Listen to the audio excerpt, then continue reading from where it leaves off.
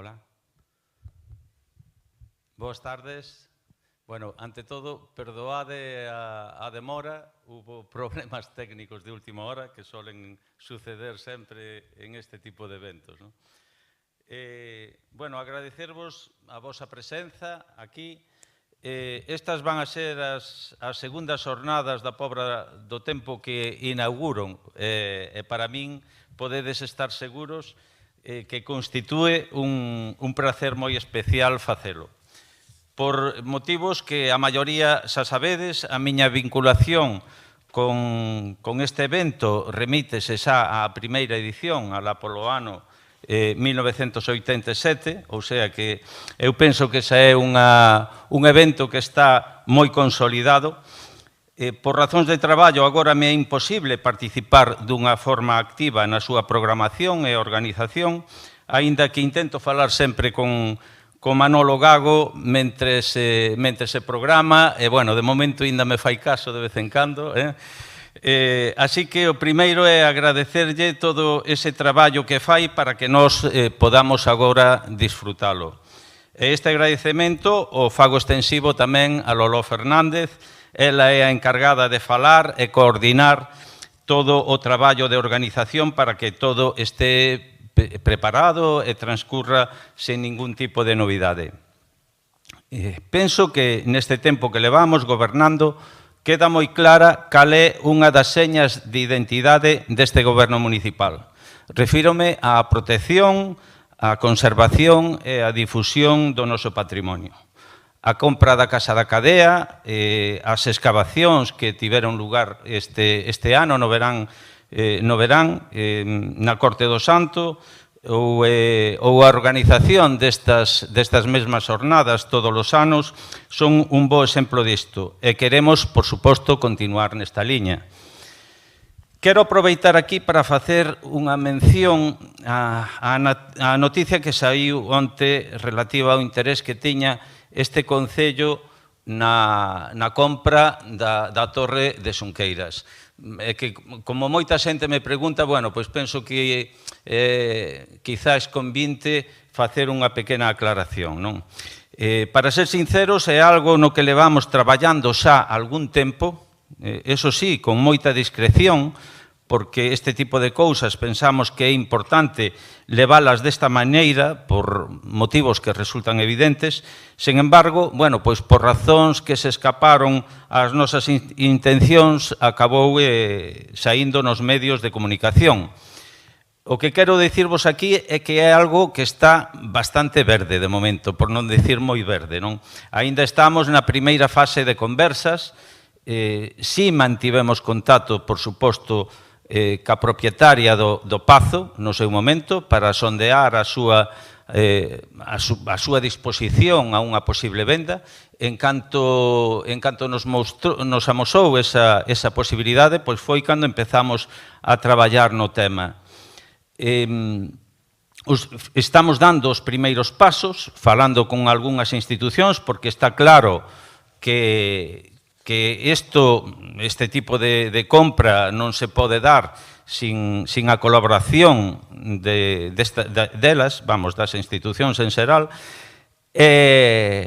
Bueno, de momento esperamos que cheguen a bo porto. Nós queríamos agardar e ter algo máis atado todo para anuncialo, pero a realidade é a que é, así que decirvos que pola nosa banda vamos a facer todo o posible e poñer todo o noso esforzo para intentar conseguir que este obxectivo pois chegue ao final a concretarse.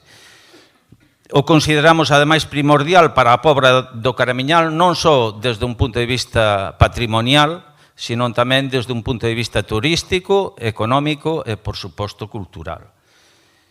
Quería deixar claro isto porque non queremos crear falsas expectativas. Pero, bueno, o que sí quero anunciar, e esta sí é unha realidade, é a compra do Castro da Croa, en San Isidro. Pon aí a imaxen. Isto é algo que se iniciou xa fai varios anos, pero que por diferentes motivos non foi capaz de concretarse ata o de agora. Pois ben, fai un par de semanas e despois de manter unha serie de contactos cos propietarios, pois conseguimos firmar a compra que bueno, se concretou, agora fixéronse os trámites finais precisamente onte. Eu estuve incluso precisamente botando un pouco de presa neste asunto para poder anuncialo hoxe, non? Os trámites finais realizáronse, como digo, onte no notario. Así que para min, pois é un inmenso prazer decirvos aquí que todos e todas as pobrenses pois sodes propietarios dun novo ben patrimonial, que neste caso é o Castro da Coroa de Posmarcos. No que eu, particularmente, sempre, bueno, pois teño moitísimas esperanzas en que aí vai a salir algo interesante, ou moi interesante. Non sei por qué, é un castro que a min sempre me dou moi boas vibracións. Bueno, sabedes o seu aspecto é imponente, desde logo. Efectivamente. Sí, non, fala ti tamén. Para situarvos, en branco está a igrexa de San Isidro, de Santo Isidro. E o castro está no medio do val, nunha das ladeiras dun val moi rico. Parte das expectativas eu creo que ten José Carlos tamén veñen mediadas porque o castro, polo menos no último século, non foi traballado agrícolamente. Aí vedes un piñeiral que había ali, co cal, digamos, a mecanización do último século do agro pois non lle deu afectar. Non sabemos que pasou antes, pero polo menos desde o ano 46, que esta foto, vedes que Santo Isidro pois estaba moi explotado a nivel agrario. Por certo, Mario, vedes aí todos os camiños que suben para o monte, á esquerda, que suben para a serra, para a dirección da Corte do Santo e toda esta parte. Vedes, e o que vedes aquí, estas son as parcelas que hai en Santo Isidro, e o que comprou, bueno, José Carlos, o que se comprou foi prácticamente esta parcela que vedes aquí. Sí, que son casi 9.000 metros, casi 9.000, canto é? 9.000, bueno, sobre 9.500 metros cuadrados, ou sea, casi é unha hectárea. É a verdade que, bueno, é a principal, digamos que a principal parte do castro, non? Están metidos nesa finca. Así que, bueno, a intención tamén é ir despois pouco a pouco, pero, bueno, o outro non nos mete presa, aí xa hai traballo da abondo para ver que pode sair. O que vedes aí, bueno, é un castro que si houbera que sacar unha definición do que un castro, este valería perfectamente para definir un castro, porque o castro é manual, é dicir, un castro con un recinto principal que digamos que está delimitado por esa croa circular, seguramente todo con unha muralla que o rodea, que está en este momento tapada, e o bo que ten a finca, que ten toda esta parcela exterior, que nos vai permitir ver, bueno, se queres decir, nos vai permitir saber máis cousas, non? Este é o castro visto como modelo líder, aí vedes o castro como no seu tempo, cando non había tantas árbores, o castro destacaba e señoreaba toda a paisaxe de Santo Isidro, é o edificio máis grande ou a construción humana máis grande de toda a parroquia. Estaba ali colocado entre o río e controlando un pouco todas as terras, non? Entón, se queres decir o que se vai facer, porque xa se pode decir algo, non? O que se vai facer. Sí, bueno, estuvemos concretando, precisamente fai, 3 días, estuvemos falando con un arqueólogo precisamente para...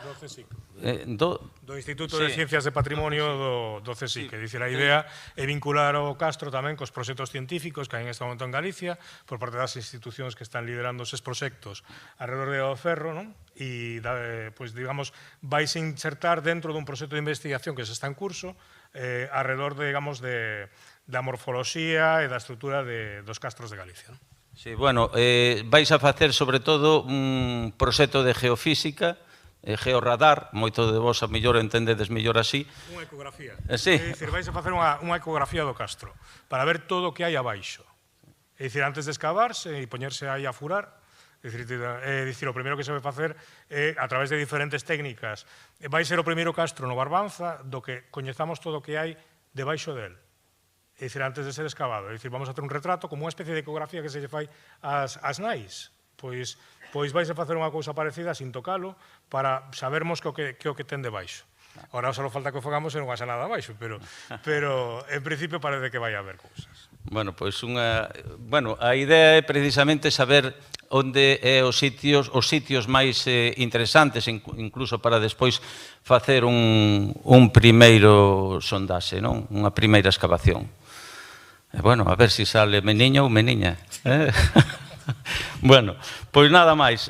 Non nos vamos a estender máis, que xa vamos con un pouco de retraso. Vamos a dar agora... Mario, que nos vai a falar sobre as excavacións que estuveron facendo precisamente este verán ali na Corte do Santo. Moitas grazas.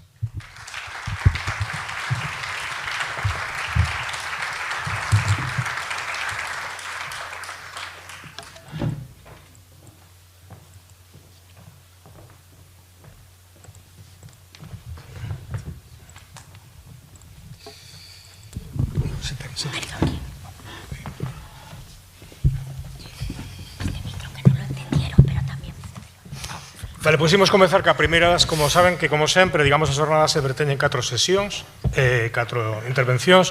Faremos dúas ao principio, logo habrá un descanso, teremos outras dúas posteriormente. Finalmente, pois tamén lle entregaremos, como xa é ritual nestas jornadas, pois ao final, pois o programa cun agasallo que é moi bonito este ano, que verán, que poderán ver. Vou presentar a Mario Ramos, que vai falar dunhas excavacións que se levaron a cabo en xullo, aquí no Concello, de cerca da Portela, na Porto do Santo. El vai detallar máis o que fixo, dicir que se fixeron, digamos, en colaboración entre o grupo de investigación AEBUN da USC e o Concello da Pobra, é dicir, que o financiamento foi compartido, un pouco nesta mesma filosofía que digamos que se está tendo, de que as cousas que se fagan, fanse dentro de proxectos científicos, con científicos, a universidade, para que poidan participar, ser publicados en tesis de doutoramento, ir a congresos internacionais, é dicir, que todo o que se encontre é para os veciños, pero tamén que se difunda nos canales científicos. Para eso, darlle tamén máis prestixio ao patrimonio que temos na Pobra. Mario é licenciado en licenciado, ten o grado en Arqueoloxía pola Universidade de Granada, ele é granadino, co cal lle agradecemos tamén o esforzo que vai facer a súa presentación en galego, para facer en galego, non? Sí, vou tentarlo. Que maneira de presionar, por ese caso. Agradecemos moitísimo o seu traballo. Neste momento está realizando a tese de doutoramento sobre unha época fascinante do Barbanza, que é o desenvolvemento un pouco na alta Idade Media dos poderes e do poder nesta comarca, pois nos primeiros séculos desa Idade Media. Digamos, antes, despois, un pouco un mundo antes da Torre de Xunqueiras e todo isto. É dicir, ese mundo primeiro, no que no Barbanza quedaron moitas testemunhas. Está facendo tese sobre eso no grupo de investigación AEBUN da USC, baixo a dirección do profesor José Carlos Sánchez Pardo. Tamén traballa no CISPAC, que é un centro de nova creación que ten, a USC con outras universidades, é dicir, en Santiago de Compostela, na Cidade da Cultura, vinculado ao desenvolvemento e estudo das paisaxes culturais e históricas. Nada máis, é dicir, todos teus. Vale, perfecto. Pois nada, hola e benvido a todo o mundo. Primeiro que quería dar as gracias a Manuel e a José Carlos por querer contar ca miña presencia para falar isto. É a primeira vez que falo ante tanta xente en galego, así que pido vos disculpa de antemán se cometer algún erro, vale? O primeiro é que por qué? Por que estamos aquí? Por que imos a falar deste xacemento da Corte do Santo? Bueno, digamos que todo sucedeu unha conversa que tivemos informal sobre este xacemento, que xa tiñamos un previo interese en tanto que coñecíamos da súa existencia. Pero, bueno, trouxonos Manuel, estivemos con José Carlos, falando e reuníndonos. Chegamos finalmente a desenvolver un proxecto. Un proxecto que consistiu na primeira sondaxe arqueolóxica para valorar o seu potencial, para coñecer ante que tipo de sitio estábamos, si efectivamente era unha corte e había un santo. Pero, bueno, antes de entrar no que é o desenvolvemento da propia actuación, quería facer unha pequena introducción sobre o proxecto xeral no que estou traballando na miña tese e tamén no que é o contexto xeral da investigación histórica sobre o Barbanza que estamos a desarrollar dende a universidade. Bueno, o primeiro, así a modo de introducción, e, aínda que estou falando galego, que o fixen en castelán, porque, en fin, entrame así estes voluntos. A modo de introducción o o que é a investigación, sí que é verdade que a arqueoloxía medieval no Barbanza ten un percorrido moi curto. Moi curto porque normalmente entendeuse desde as orixes da historiografía da arqueoloxía galega que o Barbanza é un dos espazos das paisaxes prehistóricas por excelencia, pola súa cantidade de monumentos megalíticos, os contextos tan que poden considerarse como fitos, como poderían ser os castros de Nixón ou o castro de Baroña. Pero tamén é verdade que isto o problema é que tapa o resto da historia de toda a península, de toda a comarca, non? Unha historia que deixou unha pegada moi importante na paisaxe, a través de fortificacións, de igrexas, de remodelación de toda a paisaxe, etc. Bueno, sin embargo, quitando que é unha historia de corto percorrido, sí que é verdade que de forma tan esencial exploráronse algúns destes contextos. Cando foron a facerse algunhas investigacións recentemente na zona da Serra, atopáronse espazos gandeiros vinculados a estes momentos da Alta Idade Media, que estamos a falar, por certo, de marco cronolóxico entre o final do Imperio Romano e o ano 1000 aproximadamente, vale? Coller un século antes, un século despois, pero máis ou menos sería iso. Entón atopáronse tanto contextos gandeiros, véronse nos castros de Neixón que hai materiais que nos falan do momento final do Imperio Romano, aínda que sempre entendeuse que era un sitio fundamentalmente da Idade do Ferro, e unha serie de xacementos que incluso caeron no esquecemento, non sei se está bendito, como podería ser a aldea bella de Taramancos, en Noia, non? Bueno, en xeral, digamos que hai un conxunto moi interesante que pasou un pouco sen pena e sen gloria e que queremos tentar agora a darle un sentido de cara a construir o que pensamos que pode ser as narrativas da historia da Idade Media en xeral no Barbanza, no seu conxunto, non? Bueno, digamos que neste mapa fago unha pequena catalogación dos diferentes xacementos que temos constatados como o de fixa cronoloxía da Alta Idade Media, é dicir, que este comprendido entre o século V e o século X, XI, máis ou menos, pero tamén de outros que son solo posibles, e que temos que comprobar aínda se o que facemos por comparación con outros sitios investigados é aplicable aquí ou non. Vale, hai moitas cousas, moitas preguntas aínda por responder, dende a configuración dos poderes locales, que é o meu tema principal de investigación, pero tamén, por exemplo, cuestións que ten que ver ca vida cotidiá, do campesiñado, co desenvolvemento de actividades tradicionais como podería ser a gandería, a pesca, que aínda pensamos que ten moito percorrido por ter, e que só a través dunha estrategia de investigación sólida poderemos achegarnos a comprender no seu conxunto, non? Que pasa? Que co que temos agora mesmo estamos a falar de que esta península en concreto, ubicándose onde se encuentra, é un dos sitios que experimenta un maior cambio, potenciais transformacións neste período de 5 ou 6 séculos, que ten dous grandes momentos. O primeiro, que sería o século V, VI, e ao final do milenio, en torno ao ano 1000, tamén experimenta outro gran cambio. Pasamos dende o fin da presencia dun Estado, que sería o Estado romano, e que se ben coñecemos moito no resto de Galiza, aquí temos aínda evidencias que son parcas.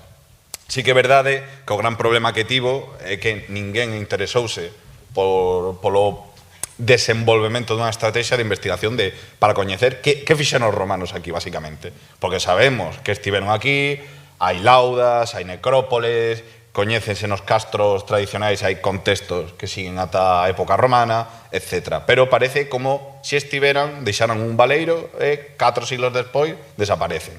Bueno, isto é unha cousa que esperamos que alguén, ou senón nós, podamos atoparle remedio. Unha vez cae este estado, digamos que xurde unha situación, un pequeno impás, onde a aparición dos famosos suevos xera un pouco de confusión, porque non temos tampouco grandes evidencias. Sabemos que hai presencia de contextos do século V, VI, que no que este pobo de orixes xermánicos estaría actuando na zona, pero non hai moi definido realmente de que se trata. Porque, por exemplo, existe unha gran problemática en definir quen eran estos suevos, foron moitos, foron poucos, cal foi a súa actividade en sitios moi concretos. Bueno, hai sitios, como dicía, os castros de Neixón é un bastante, penso eu, que vai dar bastante que falar, porque trátase de antigos espazos de memoria da Edade do Ferro que cando desaparece un estado como era o romano, que tiña os seus núcleos de referencia en cidades, en outro tipo de poboados, como podría ser Iria Flavia, reutilizan ou reocupan eses espazos que están asociados ás veciñanzas do lugar, ao campesiñado, e incluso ás propias élites como antigos espazos de poder, que en unha época pois puderon abandonarse. Seguramente no século III, IV, máis ou menos. Despois disto hai outro impasse, do cal só coñecemos cousas na serra, que sería isto que estaba a falar dos contextos gandeiros. É dicir, a actividade gandeira na zona, que foi documentada por xente que ten os seus intereses máis no que é a prehistoria, estános a falar de que hai unha actividade moi intensa no século VII. Estamos a falar que neste século non hai fontes documentais, non hai textos que nos digan nada sobre o que pasa aquí, pero, bueno, que non é nada sobre moitas zonas da Galiza, como tal. Entón, é moi interesante, porque están xerándose un tipo de actividade a nivel económico que posiblemente sexa reflexo dun sistema social determinado que, bueno, aún teremos que estudar máis en profundidade. Pero, unha vez temos esta situación máis ou menos consolidada, durante o século IX ou X asistimos, en xeral no noroeste peninsular, á expansión do fenómeno fortificado. É dicir, novas élites que xurden nos territorios e que ten unha capacidade económica determinada comenzan a instalarse en espazos en altura moi visibles cos cales controlar os seus territorios colindantes. Non só porque non tiveran antes esa capacidade, senón como un reflexo dunha intencionalidade para controlar un territorio.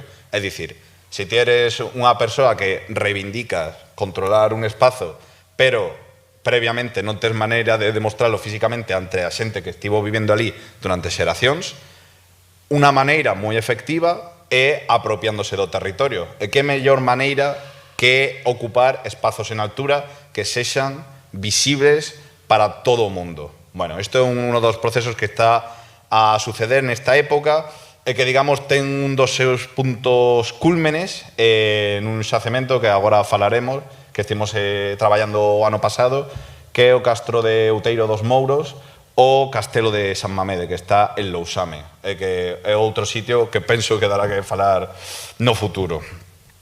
Vale, agora vou comentar brevemente estes contextos dos que falaba, vale? Tamén como maneira de introducir por que da Corte do Santo. Bueno, o primeiro de todos eles, que penso que habería que facerlle máis xustiza, que tentaremos a facérsela a nivel histórico, a nivel de investigación e de divulgación, é o referente á aldea bella de Talamancos. Non sei se sabedes que fai xa uns anos hubo unha construcción polémica do corredor Brión-Noia, onde atopouse un contexto verdadeiramente singular que posiblemente sexa unha granxa do final da Alta Idade Media. Por que foi particular? Porque, bueno, hubo toda unha demanda por parte da veciñanza para conservar o sitio e tentar a poñerlo en valor, porque estamos a falar dun sitio onde apareceron, estímanse, unas 30.000 pezas, con cousas de ouro, metais, estructuras, grandes construccións. Estamos a falar de casi 1.000 estructuras documentadas nesta intervención, e, bueno, xerou toda unha polémica que acabou, sen embargo, ca triste desaparición do sitio. Sen embargo, afortunadamente, como en outros casos non pasa, sí que temos a documentación arqueolóxica. Entón, podemos tentar a estudar todas as fases de ocupación do sitio e o que saliu. E, bueno, como dicía, para este momento de Edade Media, pensamos que aquí hai unha granxa que está funcionando de forma simultánea ca fortificación que mencionaba antes, que estaba en Lousame. Que esta.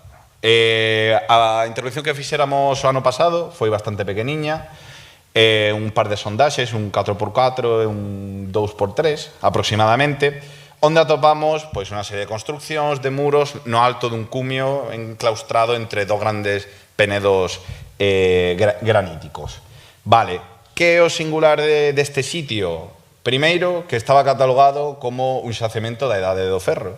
Isto era unha cousa que quería comentar porque espero que no castro de Posmarcos, bueno, creo unha das hipótesis que teño é que podería ter ocupación da Alta Idade Media, non ser exclusivamente un sitio da Idade do Ferro. Pero bueno, isto, como todo na vida, haberá que demostrarlo nun futuro. Este sitio é particular porque atopamos un vidro procedente da rexión sirio-palestina, producido, máis ou menos estímase, a finais do século X. Por que isto é singular? Porque estamos nunha época na que comeza a reactivarse as redes de intercambios con outras rexións non só de Europa, senón, como vemos, incluso de xa Próximo Oriente.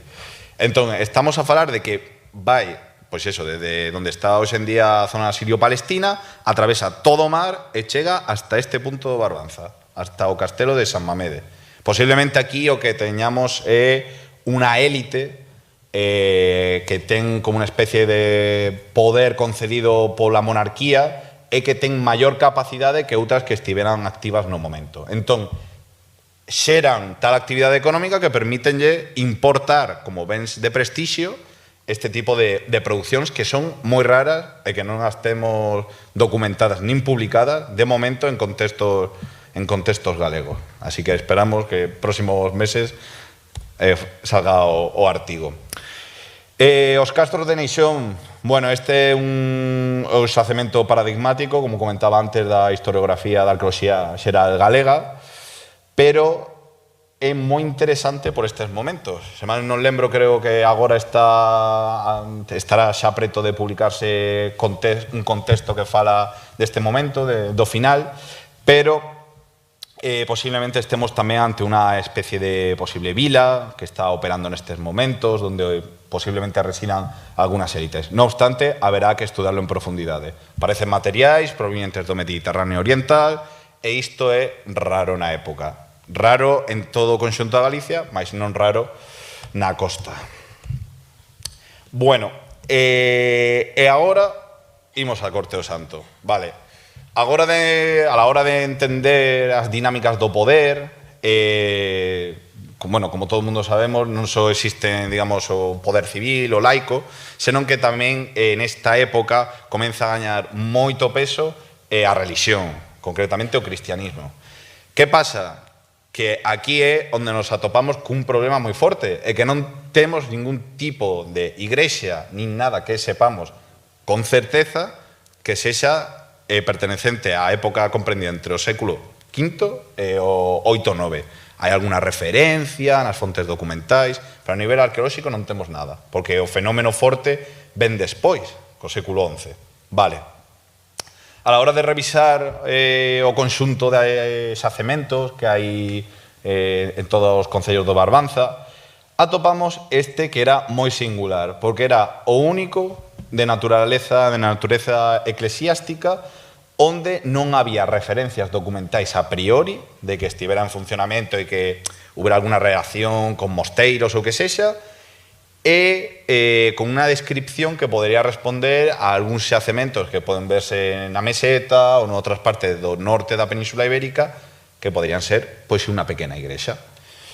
Entón, con esta hipótese de partida e despois xa comentando un pouco esta conversa que tivemos máis informal, decidiéramos facer unha sondaxe para tentar a comprender, primeiro, se este sitio era da Alta Idade Media, segundo, se aquí vivía xente, terceiro, se isto era un espacio eclesiástico, e carto, tentar a encadrarlo todo dentro deste proxecto. Bueno, pois a verdade é que aquí un pouco el xeral teño que decir que o sitio é verdadeiramente particular, é un sitio que eu non esperaba os resultados que deu, porque tamén ten uns procesos de construcción de abandono moi particulares. Bueno, como vedes aquí, está a estrutura central que estivemos excavando, que non sei se haberá aquí alguén que fora, supoño que sí, a visita guiada, pero bueno.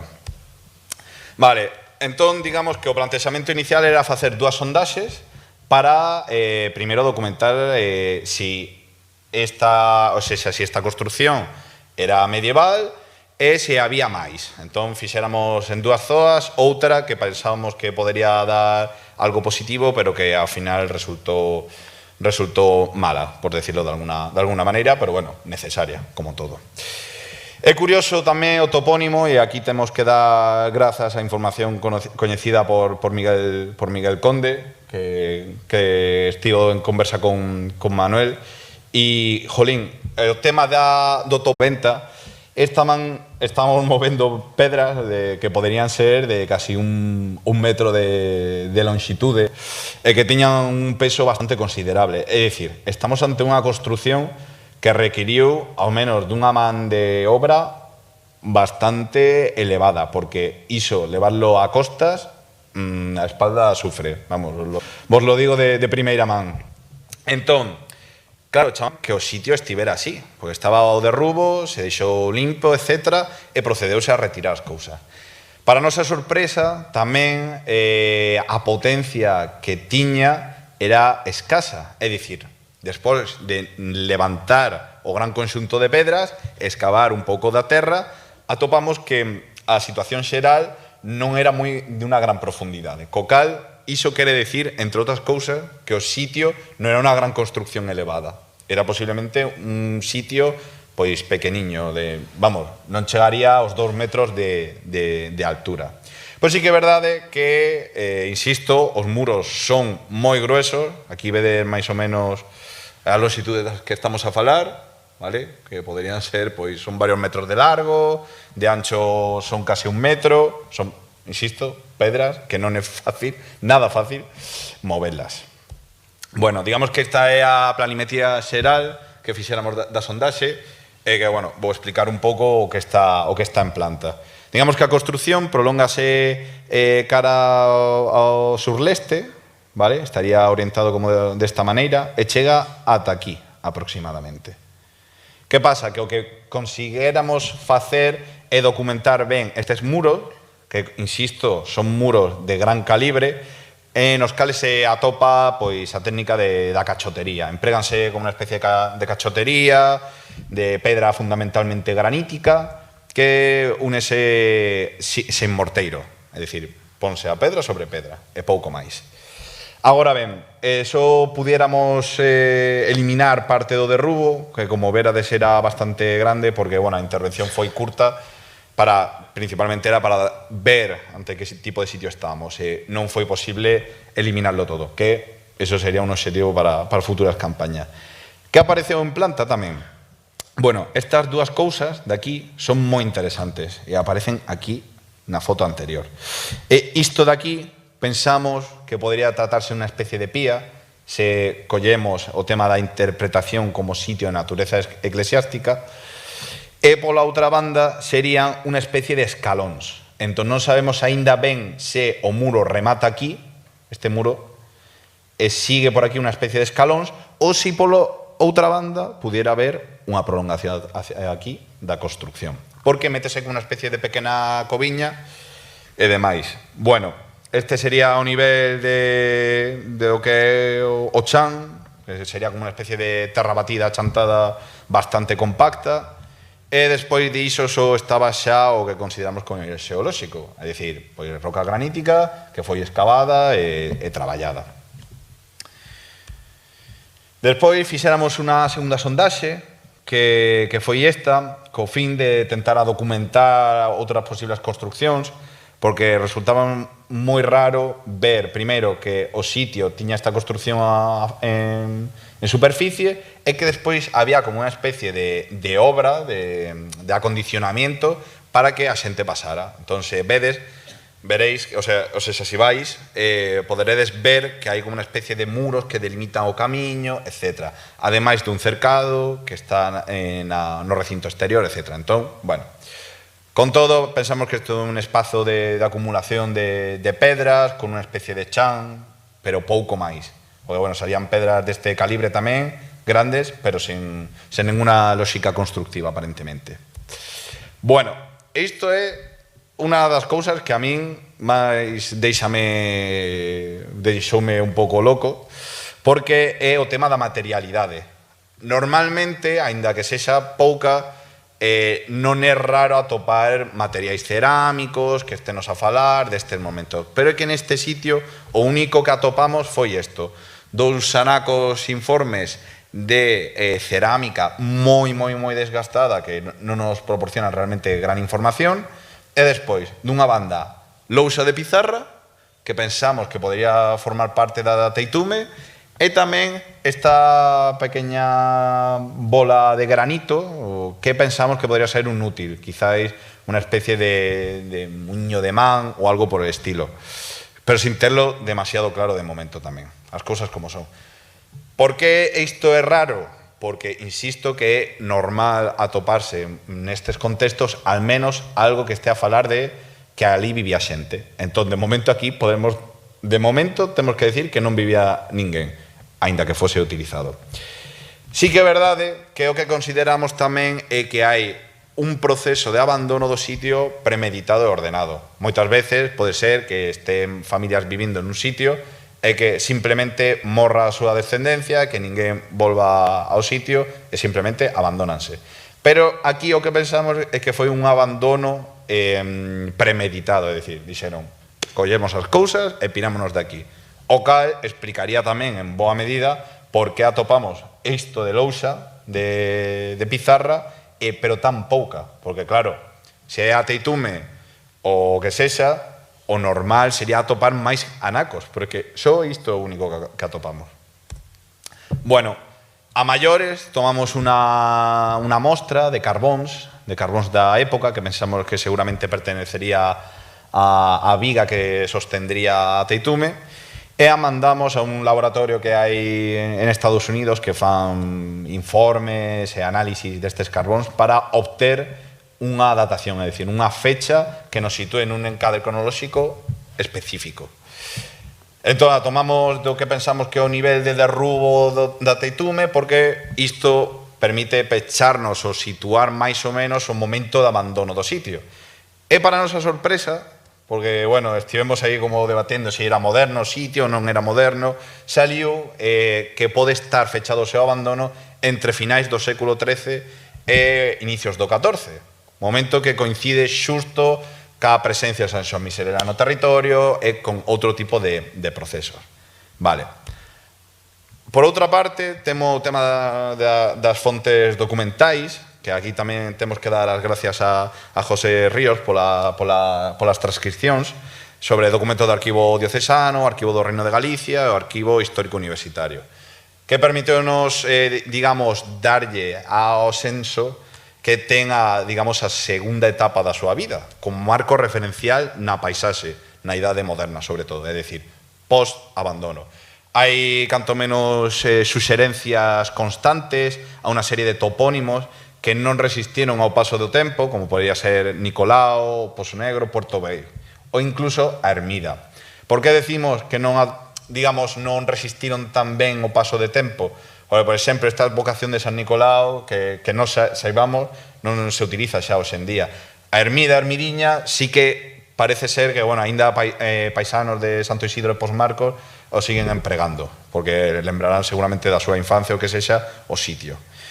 Que pasa? Que este sitio mencionase nestes textos como parte do proceso de estructuración e ordenación do territorio, da pertenza aos poderes eclesiásticos, digamos, na competencia con outro tipo de poderes, como poderían ser os laicos, a nobreza, etc.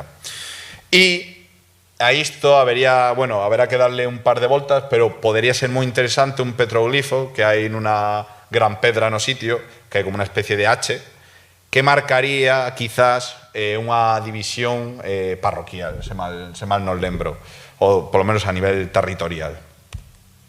Agora ben, moitos pensaredes, bueno, a ver, hai cousas interesante, pero complexo de interpretar, porque, claro, se temos a datación de finais do século XIII, de inicios do XIV, pero non hai materiais, e despois funciona como marco paisaxístico, que podemos entender que no momento da súa vida foi este sitio? Bueno, eu penso, bueno, tamén supoño que outra xente ca que traballo, que isto trataríase dunha especie de eremitorio, ou al menos sí que poderíamos confirmar xa a súa natureza eclesiástica do sitio, que estaría funcionando como parte dun proceso de expansión do que chamamos os poderes feudais. É dicir, digamos que a nobreza e a igrexa ten unha especie de competición entre o século XI, XII, XIII, XIV por apropiarse do territorio. Por qué? Porque ao final é o que vailles a permitir sacar un rédito económico, etc., que vai a súa vez a incrementar as súas capacidades e o seu poder a la hora de decidir sobre certas cosas a macroescala, vale? Entón pensamos que este sitio é un reflexo desa capacidade, porque non atópase nun sitio fácil, exclusivamente fácil para chegar, está relativamente lonxe dos núcleos poboados, que sería Santo Isidro de Pozmarco, do cal temos os Artegos do Pomar. Entón, é un sitio raro para montar este tipo de construccións, máis tendo en conta que non é unha construcción fácil o de madeira, que podería ser algo máis sinxelo, como son os sitios gandeiros que hai na serra, sino que é unha construcción con grandes pedras que posiblemente, pois iso, fixera falta unha man de obra considerable. Agora ben, somos capaces de deducir que isto daise nese contexto, no, da Idade Media, no cal tamén xurde a Torre de Xunqueiras, que mencionabase antes, que podería subsistir posteriormente o Castelo da Lúa e outros sitios, pero aínda temos que desvelar o gran misterio que é por que se deixa este sitio. Por qué? Non o sabemos aínda. Pero pensamos que ten que ter unha relación moi explícita ca sucesiva creación de San Xoán de Miserera. Isto é unha cousa que esperamos poder afondar un pouco máis no futuro, porque haberá que explorar, cuestión que ten que ver ca documentación, etc. E tamén seguir con a excavación o que sexa. En segundo lugar, o que falaba antes, que as fontes documentais permítenos saber que utilízase ou emprégase como marco referencial na paisaxe. É dicir, cando están os legisladores, os xueces ou calquera dirimindo sobre conflictos que poderían ser non só entre a igrexa e a nobreza, sino tamén co campesiñado, é dicir, pois a xente que ten ali as súas leiras ou as terras comunais, que as traballa de toda a vida, tamén tiveron moitos conflictos. Isto é un proceso que está a ver en toda Europa occidental, ¿no? Como xeran unhas resistencias e unos combates a nivel legislativo. Pero claro, quedan preguntas tamén por resolver. Por que o camiño tradicional chega ata ali, se o sitio abandónase no século XIII-XIV? É dicir, tivo outro tipo de ocupación posteriormente? Podería ser que utilizase, hai moita actividade gandeira no territorio, hai moitos chozos e cousas por ali, que podería ter que ver con esta cuestión. O que sí que é verdade é iso, que non sabemos de momento, ou seja, esta relación entre estes sitios. A modo de conclusión e proposta para un futuro, bueno, o primeiro, que como comentaba ao principio, aínda a historia da Idade Media no Barbanza está por construir, está nacendo en liñas xerais, e que este xacemento en concreto pode darnos moita información e moito do que pensar acerca de este proceso de feudalización do territorio, é dicir, do que é o desenvolvemento da Idade Media no Barbanza. Hai moitas preguntas aínda por responder, por exemplo, se había un contexto doméstico cerca, que quere dicir que se había alguén vivindo ali, cosa que sí que atopamos noutros sitios, pero aquí de momento non, o cal sería raro, canto menos, o particular. E tamén como podería relacionarse isto con outras cousas que hai no territorio, sexa os Artegos do Pomar, que penso que é un xacemento tamén moi interesante, estános a falar de un momento no que concretamente a zona da Pobra do Caramiñal, esa zona en concreto de Santo Isidro de Posmarcos, ten unha actividade moi forte, porque non xa a este da Corto Santo súmase outro elenco de digamos, destas improntas da Idade Media, deste período en concreto, vale? Finalmente, penso que é un xacemento que ten un gran potencial a nivel de valorización cultural, non só porque penso que o patrimonio cultural non é propiedade, sino que é deber e disfrute para todas as persoas do mundo en xeral, senón que tamén permite achegarnos a unha etapa, a unha idade que consideramos moitas veces como moi escura, da que non coñecemos nada ou como un período de atraso frente a outras épocas, porque penso que ao final tamén a Idade Media merece nese senso un pouco de xustiza, ainda que sexa poética, perdón. Entón, bueno, pois eso sería todo. Nada, moitísimas gracias e calquera pregunta, pois estou aberto a responder. Grazas.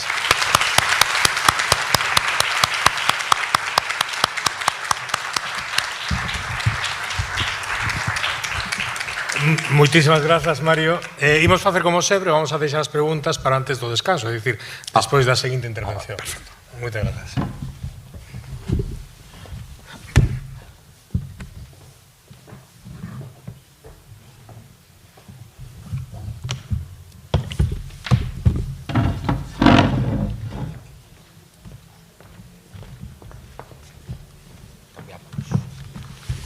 Pasas para lá e pasas para aquí.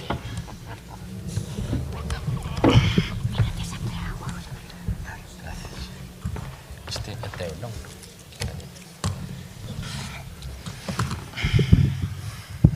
Ben, pois imos a continuar, vamos a dar un salto no tempo bastante grande, duns cantos séculos.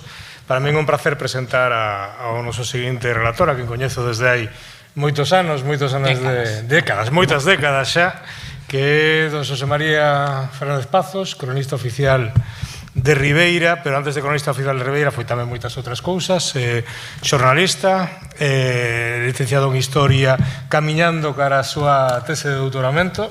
E aproveitando a xubilación. Aproveitando a xubilación, pero ademais, solo por destacar un par de cousas del, a súa trayectoria, digamos, como xornalista, pasou pola Radio Galega en gran medida, onde desempeñou cargos de responsabilidade vinculadas á dirección digamos, dos contidos da Radio Galega, e tamén por algo que é moi de xustiza recoñecelo, que como pioneiro do xornalismo tecnolóxico ou de carácter científico de Galicia, é dicir, como director da revista Código Cero, que é a revista pioneira que fala de novas tecnoloxías en Galicia e que ao longo de... Canto tempo leva? 23 anos. Ao longo de 23 anos, pois leva informando de toda a actualidade tecnolóxica de Galicia, o cal é un mérito tremendo. E como xornalista que é, non lle para o pan no corpo, pois cando se xubilou, pois abriu outro importante medio, é moi importante para a comarca, que é o Barbanza, con a súa edición digital e a súa edición en papel, que se convertiu pois en poucos anos, eu creo que nunha referencia pois para conectar a comarca, informar sobre ela e construir un pouco tamén este propio espacio. Despois de todo isto, ela ademais vai nos falar dun tema moi específico que é a súa paixón desde hai moitos anos, que é indagar nun naufraxio que deixou unha longa pegada non só no Barbanza, senón ademais eu creo que nos últimos anos pois tamén se fixo moi coñecido no exterior, que é o naufraxio de Santa Isabel e as súas conexións coa Pobra do Caramiñal.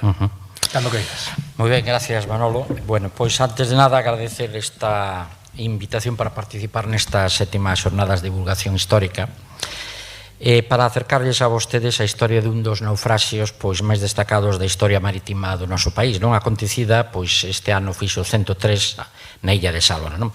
Como non, o meu agradecemento pois ao Concello da Pobra, en concreto ao amigo alcalde titular da Concellería do Patrimonio, José Carlos Vidal. Bueno, contarlles aos vostedes a historia deste naufraxio, pois nunha charla de 35 minutos, pois é harto difícil, non? Porque estamos ante un dos sucesos máis importantes da historia marítima do noso país, de Galicia, non?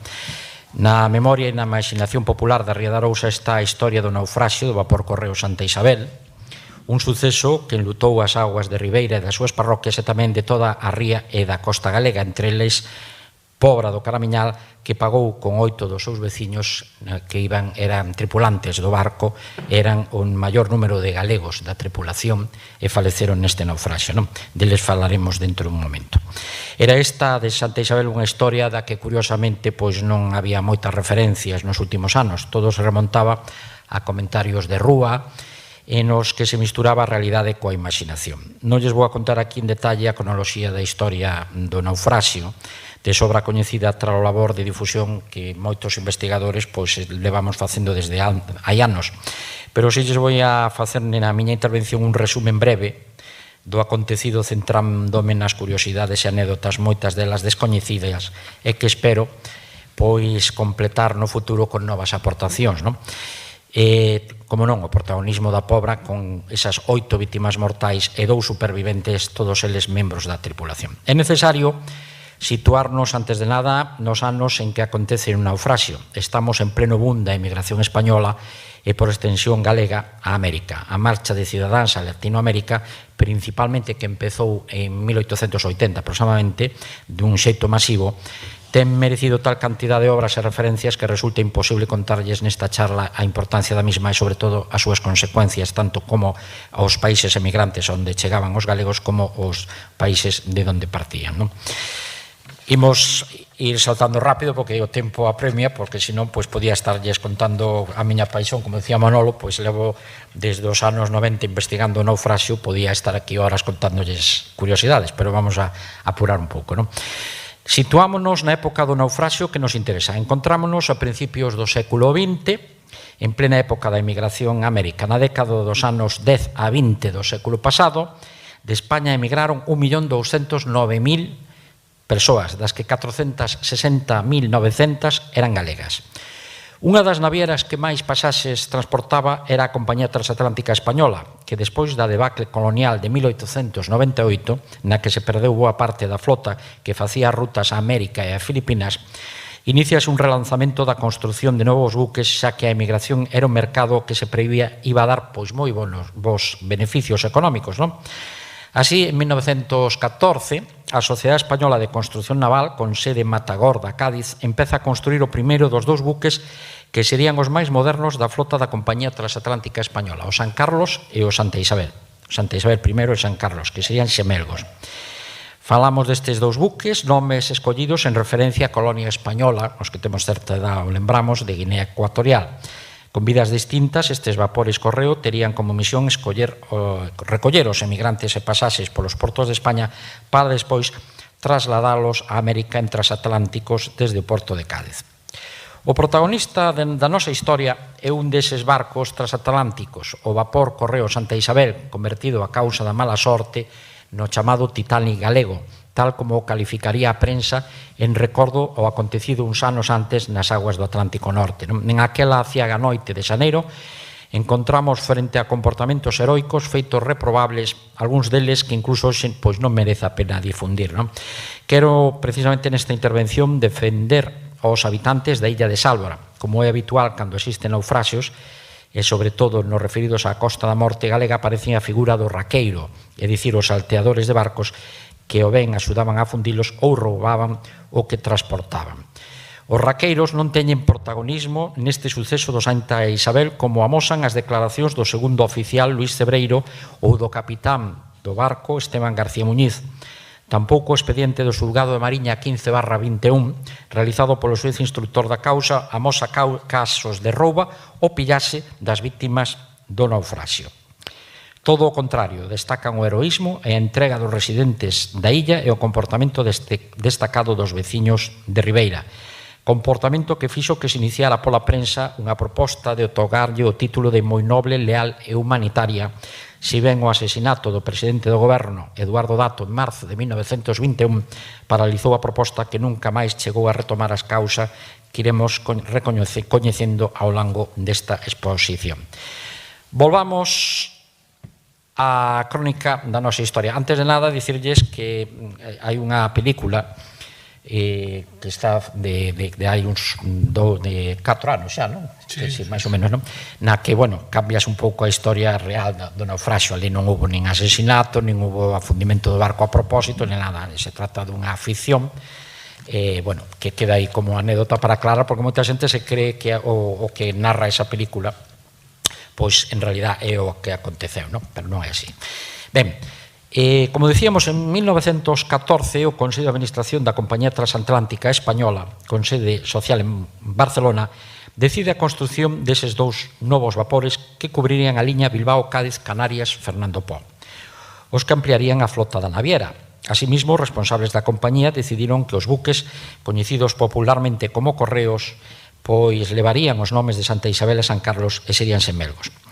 A súa máis que prometedora singladura correría, sin embargo, pois por camiños moi distintos, mentras que o Santa Isabel pois se afundeu 4 anos despois, o seu semelgo San Carlos pois estaría operativo ata 1955, cambiando posteriormente de nome. Primeiro chamaríase Presidente Machado, e en 1932 volvería, pois chamaríase Cuba, non? Sería vendido á empresa naviera desta illa, non?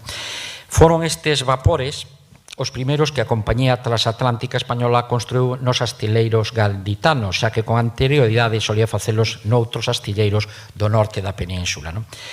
O vapor Correo Santa Isabel, cunha eslora de 88 metros e medio e unha manga de 12, estaría disposto para transportar a plena carga cerca de 400 pasaxeiros e 80 tripulantes. O Santa Isabel foi botado o 26 de agosto de 1915, entregado á compañía pois un ano despois. Xa plenamente operativo, o vapor Correo sería destinado á chamada Ruta do Norte, facendo alternativamente a viaxe entre Bilbao e Cádiz, e esporádicamente entre o Porto Gaditano e Fernando Poo, pasando polas Canarias, ruta esta na que sería relevado polo seu semelgo San Carlos, que emprendería rumbo ás colonias africanas. En ocasións, o barco fixo tamén a ruta entre Cádiz e Barcelona, pasando por Valencia. A súa misión era a de recoller emigrantes nos portos de Euskadi, Cantabria, Asturias e Galicia para transbordalos en Cádiz aos vapores Reina Victoria e Alfonso XII, transatlánticos de maior velocidade e capacidade, preparados para completar a ruta oceánica a Montevideo e Bos Aires. Estamos xa no 2 de xaneiro de 1921. A noite do naufraxio, o Santa Isabel dirixíase ao porto de Vilagarcía de Arousa, procedente do da Coruña, de onde partiría a primeira hora da tarde do sábado 1 de xaneiro do recén estrenado ano. No porto de Arousán terían que embarcar 37 pasaxeiros e o día seguinte en Vigo 212 persoas, o grosso dos galegos. Na madrugada do seu afundimento, o vapor Correo enfilara a entrada da ría de Arousa, tomando como referencia os faros de Ons e Sálvora. Faro este último que apenas medía 3 metros, xa que estaba a construirse a sustituir a bella linterna utilizada para a construción do actual, que non sería entregado ata finais dese ano para entrar en funcionamento. Na mostra que estamos vendo aquí, este era a linterna que estaba, este era o bello faro, ainda existen actualmente os restos, e foi desmontado para facelo novo, que era este, que entraría en funcionamento a finales do ano. Esta era a linterna que estaba operativa a noite do naufraxio. Como ven, o tamaño apenas entraba unha persona nel, non? Como dicíamos, pois na súa navegación o barco Santa Isabel, sobre as 10 da noite, cando o vapor se encontraba a altura de Fisterra, empezaría o mal tempo. A velocidade media do vapor pois era duns 10 nudos, o que lle impideu escapar do temporal e poñerse a salvo no interior da ría. Seguía a súa ruta e nas primeiras horas da madrugada do domingo, o temporal do sudoeste, o mal tempo máis que temporal, que iso é unha das discusións que sempre estamos a ter, que se efectivamente hubo temporal a noite do naufraxio, parece ser que hai dudas, non?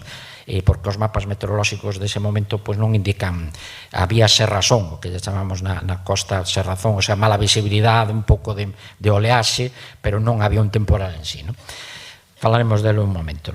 Bueno, como dicíamos, seguín da súa ruta e nas primeiras horas da madrugada do domingo, o temporal do sudoeste axudou a que o vapor embarrancara nos baixos das rocas chamadas Pegar, ubicadas fronte ao faro da illa salvorense. A mala visibilidade e o forte mar de fondo obligou o propio capitán do buque, o barcelonés Esteban García Muñiz, a permanecer na ponte da nave.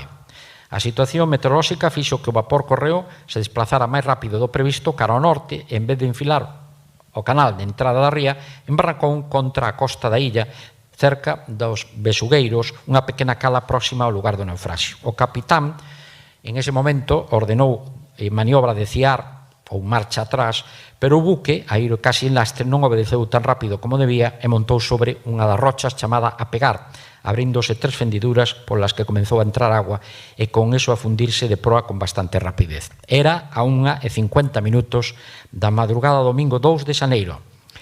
O Santa Isabel levaba a bordo 266 persoas, entre pasaxes e tripulantes, 81 tripulantes, 10 deles da Pobra do Caramiñal. A maioría deles, 213, falecerían, 60 eran nenos.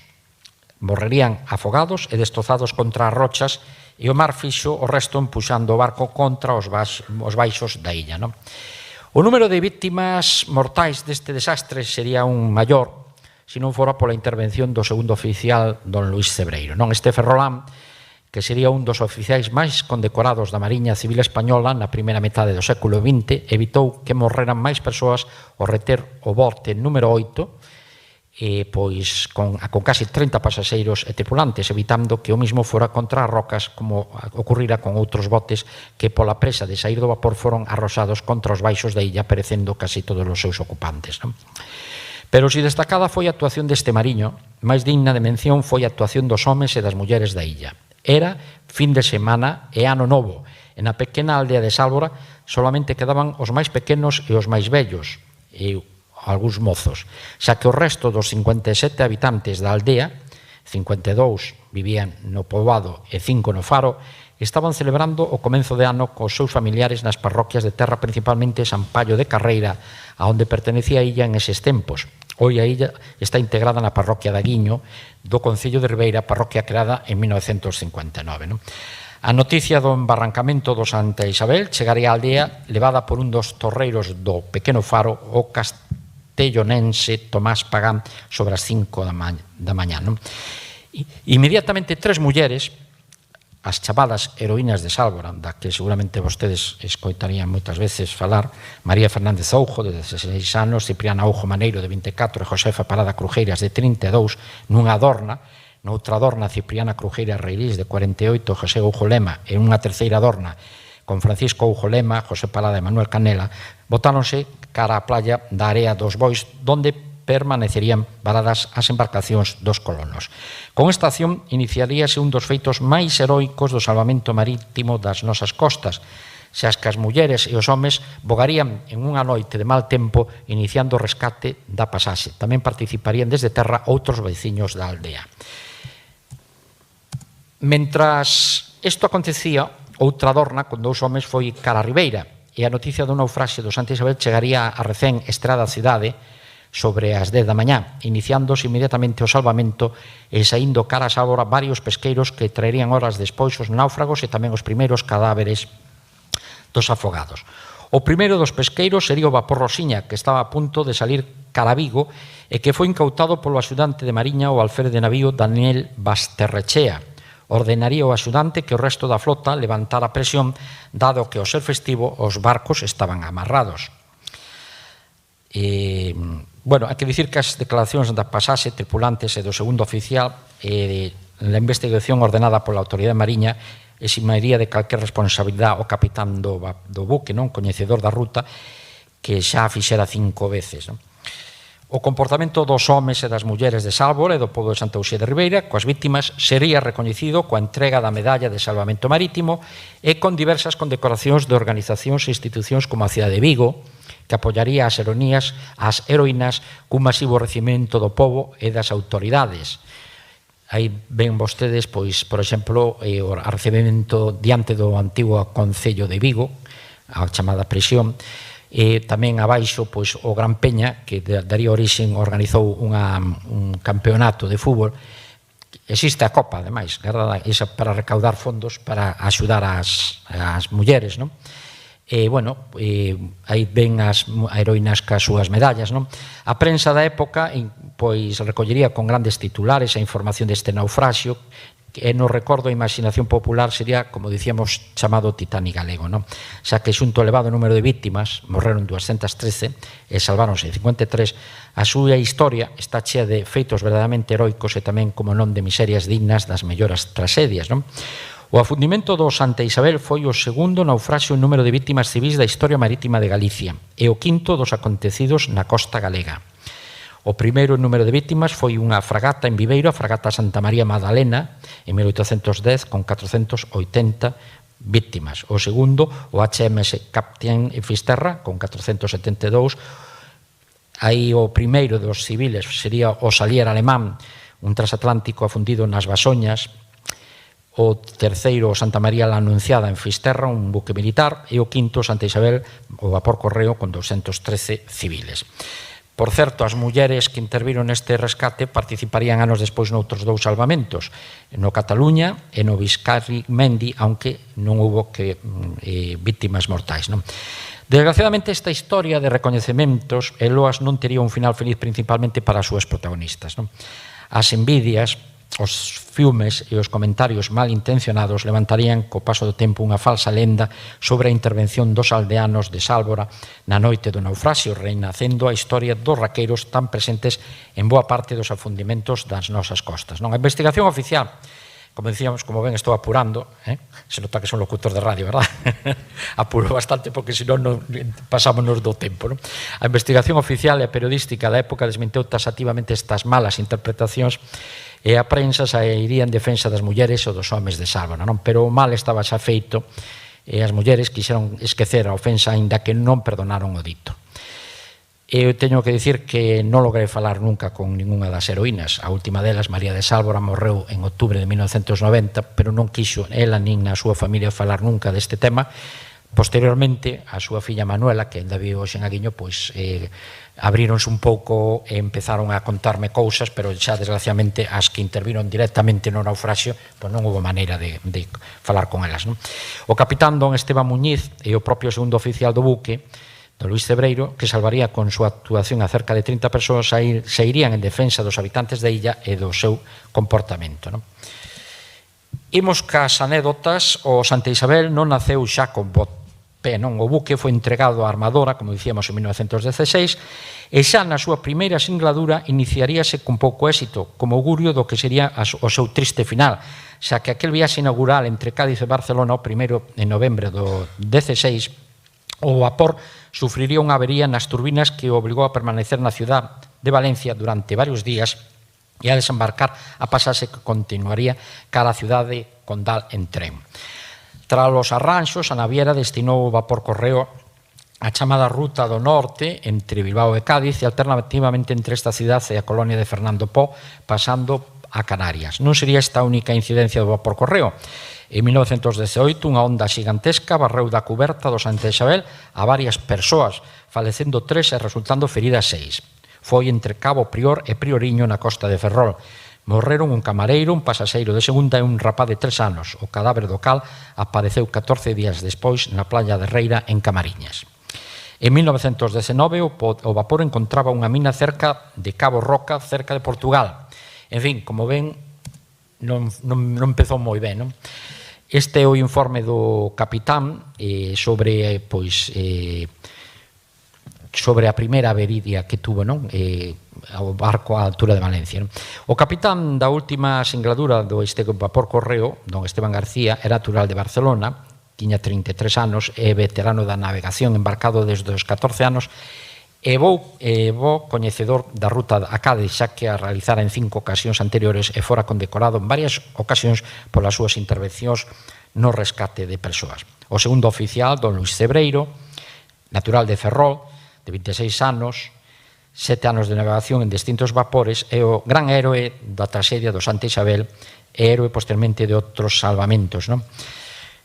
Entramos agora pois dicirlles que a maioría da tripulación, como dicíamos, pois é unha tripulación con moita experiencia, non? É dicir, pois non solamente o expediente do capitán, que poden ver vostedes aí á esquerda, ou da dereita, pois o do segundo oficial, non? Bueno, esta é a páxina do xuez instructor explicando, que sería o axudante de Mariña, explicando como aconteceu a primeira delas, porque a verdade é que despois de consultar máis de 50 arquivos hai unha cantidad de documentación increíble. A verdade é que está, a última delas pois está por Málaga, son casi 60 caixas de documentación, o sea que habría que ir hasta ali a miralo. Sobre todo, en este caso, sería a construcción do buque máis ben, non? Pero bueno, dicíamos que entrando nas causas do naufraxio, ás 12:30 da noite tomouse en referencia da situación cos faros de Ons e Currubedo e co vello faro da illa de Sálvora, considerando o capitán en función destas marcas que o buque atopábase a 8 millas oeste de Sálvora. A intención do capitán era entrar na ría polo sur e abordar a bocana lonxe dos baixos de Sálvora. Esta decisión sería cuestionada posteriormente na Xunta de Xefes de Mariña celebrada en Ferrol o 9 de marzo de 1922, onde se expresa que é necesaria a formación dunha causa contra o capitán por considerar que hubo error de situación determinada ás 12 da noite, pois, de ser exacta, segundo o declarado polo capitán e o segundo oficial, ni por asomo o barco perdeuse nos escollos da illa de Sálvora, dando rumbos aos que navegou durante a última hora. Así pois, se pondrá en entredito a explicación que dá o capitán do naufraxio por causa maior. No expediente, o capitán se defende e de algún xeito implica pois o segundo oficial, o primeiro oficial, que son os que van marcando rumbos e facéndose responsables da navegación nas horas previas ao naufraxio, botando balóns fora, vamos, para entendernos. O capitán afirma que sempre pensou que navegaba suficientemente ao sur e, de feito, cando de madrugada pensa que se está dirixindo á illa de Ons, e máis, creerá entonces que embarcou, ou se embarrancou na illa de Ons, non en Sálvora. O sea, imagínenvos vostedes un pouco a ubicación, é dicir, estaban completamente perdidos. Esta opinión sería confirmada, ademais, polo timonel, que levaba a esa hora o buque e coñece a ruta e que lle manifesta que con todas as marcas que se tomaron é imposible que aquelo fora Sálvora. Ten que ser necesariamente Ons, o cal podría evidenciar que estaban desorientados e non tiveron en conta nunca a forza das correntes e, sobre todo, a ser razón que empezou a medianoite. Estou pendente dunha confirmación porque parece ser que o timonel do Santa Isabel esa noite era da Pobra, pero non consta no expediente de momento quen estaba como timonel. Espero encontrar algún momento a información do nome, non? Despois, pondreilles os nomes dos veciños. E agradecería que se algún de vostedes teñen algunha información ou algunha de fotos, por exemplo, só existe unha foto de un das víctimas, que, bueno, para ampliar un pouco a información, pois que se poñan en contacto conmigo, non? O capitán dixo que atribuou a deriva do barco pois a pouca máquina, pois saindo da Coruña antes de tempo. Chegaba, o vapor tiña que ter salido ás 4 da tarde, pero como estaba xa todo embarcado, pois todo o mundo embarcado e a carga tamén, pois decidiu apurar o embarque a unha, co cal chegaban a Vila García moito antes da hora, non? E temían que o práctico pois non nos esperaba o ser tan cedo, non? E pois decidiu baixar a marcha para non ter que dar voltas, o que consideraba peligroso, non? Dicir que a falta de velocidade combinada coa deriva e as malas condicións de visibilidade, así como un cálculo incerto acerca da súa localización, conducen pois a este fatal desenlace. Este é o informe a declaración do segundo oficial do Santa Isabel, non? O buque, como dicíamos, navega en lastre, o que unido ao mar de fondo do sudoeste fai que o barco responda mal á maniobra de ciar. O Santa Isabel encalla, como dicíamos, o día 2 de xaneiro a 1:20 a 1:50 da madrugada. E imos, pois, estos son os mapas meteorolóxicos dese momento, concretamente os mapas de Isobaras do 1 e 2 de xaneiro de 1921 amosan o anticiclón das Azores ao oeste das costas galegas cunha presión de 1020 milibares, ao tempo que sobre o centro da península o anticiclón de inverno peninsular amosa valores de 1025, mentras que sobre Francia se establece unha baixa relativa de 1017 e unha borrasca centrada sobre Inglaterra. O resultado Pois é unha circulación de aire do sudoeste en dirección norte-noreste que alcanzaría unha intensidade moderada aumentando cara a noite con a caída das temperaturas. As explicacións dos observadores son, pois, compatibles cos datos do tempo. Aí temos o informe do xefe do semáforo de Finisterra Radio, José Fernández Andrés, pois no que explica un pouco como aconteceu o tempo que había, non? Había unha confusión, é dicir, sempre se dixo que había un temporal moi forte, non? Había un temporal, un mal tempo do sudoeste, con algunhas ondas, había moita cerrazón, moito mar de fondo, eso debido a que o barco iba en pouca velocidade en lastre, pois, en fin, parece que foi en realidad a causa do naufraxio, máis que a mala ubicación, máis que o temporal do que sempre se falou, non? Xa en plan anecdótico, seguindo un pouco apurando, pois hai que falar, por exemplo, do corte do suministro eléctrico, que cando o barco encallou, pois deixou sin corrientes o servicio de radiotelegrafista, que apenas pudo transmitir uns poucos avisos de socorro. O telegrafista Ángel González Campos, que faleceu no naufraxio, transmitiu únicamente o seguinte lema: estamos encima de las rocas de sal, antes de quedar incomunicado polo corte de electricidade. O sinal sería interceptada pola estación de Fisterra Radio, que non tería resposta ás chamadas preguntando o lugar onde acontecera o naufraxio. A confusa mensaxe sería tamén interceptado polo buque francés Flamde, que se encontraba na zona, que tratou, igual que a estación de terra, de averiguar infructuosamente a posición do vapor, non? Entramos no capítulo xa pois do naufraxio en sí, de héroes e da morte de moitos veciños. A rapidez con que comenzou a entrar a agua fixo que moitos dos viaxeiros, principalmente os que se encontraban nos ollados de terceira clase, así como os que se encontraban no centro de buque e ocupaban os camarotes de primeira, morreran sin posibilidade de poder poñerse a salvo, non? Destaca tamén a valiente intervención do primer maquinista Miguel Calvente Villalba e do fogoneiro coruñés Manuel Flores Martínez, que abriron as válvulas de seguridade evitando que as caldeiras estouparan, levándose por diante a todas aquelas persoas que estaban a bordo do buque. Os dous homes pagaron coa súa propia vida o feito de evitar unha catástrofe aínda maior, non?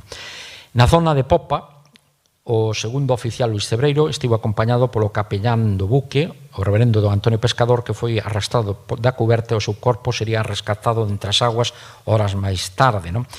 Xunto a él permaneceron tamén os sacerdotes Francisco Azpiri Mendiguren, natural de Lequeito e con destino Buenos Aires, o corpo do cal apareceu na Ría de Muros, e don Constantino García Díaz de León, que regresaba a Chile. Os curas impartirían en artículo mortis o perdón a todos aqueles que o pedían, negándose eles mismos a embarcar e mesmo rexeitando os chalecos que lles ofreceu un dos maquinistas do Santa Isabel.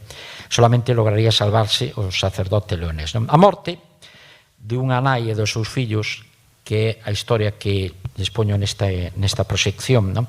Concretamente a familia Mayavía Barrena, pois está que de orixen vasco e procedía de Argentina e regresaba a este país despois de falecer o cabeza de familia. Ningún deles logrou sobrevivir ao naufraxio. Ata Ribeira se desplazarían 2 membros da familia para enterrar os corpos da nai e o maior dos fillos, xa que os restos integrantes da familia non apareceron. Esta é unha declaración de Luis Cebreiro, que describeu en concreto como a imaxe máis espantosa daquela noite, non? Conta como aniñada nun recuncho da cuberta unha nai tentaba parar a cubrir co seu corpo a 5 infelices criaturas, non? Durante un tempo as ondas, furiosas e xigantes, parecían respetar aquel cadro de tenrura e amor. Cambiou o vento e o mar abalanzouse sobre as inocentes vítimas. Foi un momento de angustia sin igual, ver como cada onda ia arrancando un fillo dos brazos daquela nai a quen afogaba a dor. Co último dos fillos, ao que abrazou desesperadamente, levou a mar a figura máis fermosa de nai que contemplei na miña vida. Don Luis Cebreiro López negouse tamén a subir o bote número 8, os botes eran de madeira, evidentemente, nesa época, aí teñen vostedes os restos dun dos botes salvavidas, e tras partirse o barco e a fundirse de popa. Non o fixo, según su propio testimonio, debido á sobrecarga do mismo e a súa corpulencia, cerca de 2 metros. Este home, do que vou falar un momentiño por riba, sin duda algún dos merece de por sí el solo unha película, porque eu non sei se era gafe, pero interveu unha cantidad de salvamentos increíbles. En Viveiro ten unha das súas principais avenidas dedicadas a él. Foi axudante de Mariña en Viveiro, foi antes en Santa Marta de Ortigueira, porque ele despois ganou a plaza durante a República de Mariña, foi destinado ali, creou os chamados flechas navales para axudar os fillos de mariñeiros, logrou roupa da Mariña para vestir os nenos que non tiña onde comer, formounos, en fin, unha cousa tremenda. Salvou a tripulación dun submarino alemán durante a Segunda Guerra Mundial, salvou a tripulación dun veleiro inglés tamén durante a Segunda Guerra Mundial. Estando destinado posteriormente no Alfonso XIII en Santander, tirouse desde a ponte a 13 metros de altura para rescatar unha persona que caeu ao mar. En fin, ten unha cantidad de condecoracións. Ahora verán vostedes o cuadro solamente de condecoracións, porque é asombroso. Tanto é así que tuven que recurrir ao profesor, que pa descanse, don José Carro, para que me explicara que medallas eran. Pudo identificalas todas, menos unha. Pois o resto, pero foi unha cousa tremenda deste home, non? Hai que dicir que as mulleres axudaron a remolcar un dos botes que xa estaban sendo levado a casa, o sea, a terra por os mariñeiros, non? E hai que dicir, bueno, contar unha historia un pouco tráxica, non? Porque, por exemplo, o capitán don Esteban Muñiz, cumplindo o de ser o último a abandonar o barco, non como do barco italiano este, que foi o primeiro que abandonou, pois este si cumpleu o de ser o último a abandonar o barco, non? No pao de proa quedábamos, di eu, un pasaxeiro e meu paje, un xoven de 14 anos que ao ver que desaparecían todas as embarcacións e recoñecendo que do buque xa non quedaba parte algún máis que do pao, deu por certo que quedáramos esquecidos. O capitán lanzouse á agua en busca de auxilio despois de entregar a súa chaqueta coa carteira e o seu reloxo á pase, dicíndolle que se conseguía salvarse era para él. A carteira levaba 400 pesetas. O pasaxeiro de terceira clase, as irmás do Cal, pereceran afogadas. Tan pronto como o capitán se bota a nadar, empeza a discutir co rapaz polos cartos e o reloxo. O sea, están a punto de morrer e ponse a discutir polo reloxo e o carto, non? Arrancalle a carteira, quedase cas 400 pesetas e con reloxo, non? O capitán sería rescatado no último minuto polo vapor Rosiña, que chegaba de Ribeira, e de outros dous náufragos polas traineiras Virxen do Carmen e Virxen do Rosario. O autor da sustracción, que verdadeiramente causou indignación non solamente en población de Ribeira, sino en toda a comarca, sería detido. E o pase, ao chegar a terra, devolve o reloxo ao capitán, que cando chega a terra, xesto moi aplaudido pola lealtade que mostraba o rapaz, o capitán, cumplindo a súa palabra, fixo que se quedara con el. O reloxo ese que aparece aí na diapositiva, non? Anedotario rápido, pois o día que se afundeu Santa Isabel comenzaba o réxime de seguro sobre o migrante que acababa de ser aprobado polo goberno. A cada unha das vítimas do afundimento o Estado tivo que pagarlle 3.000 pesetas en concepto de indemnización.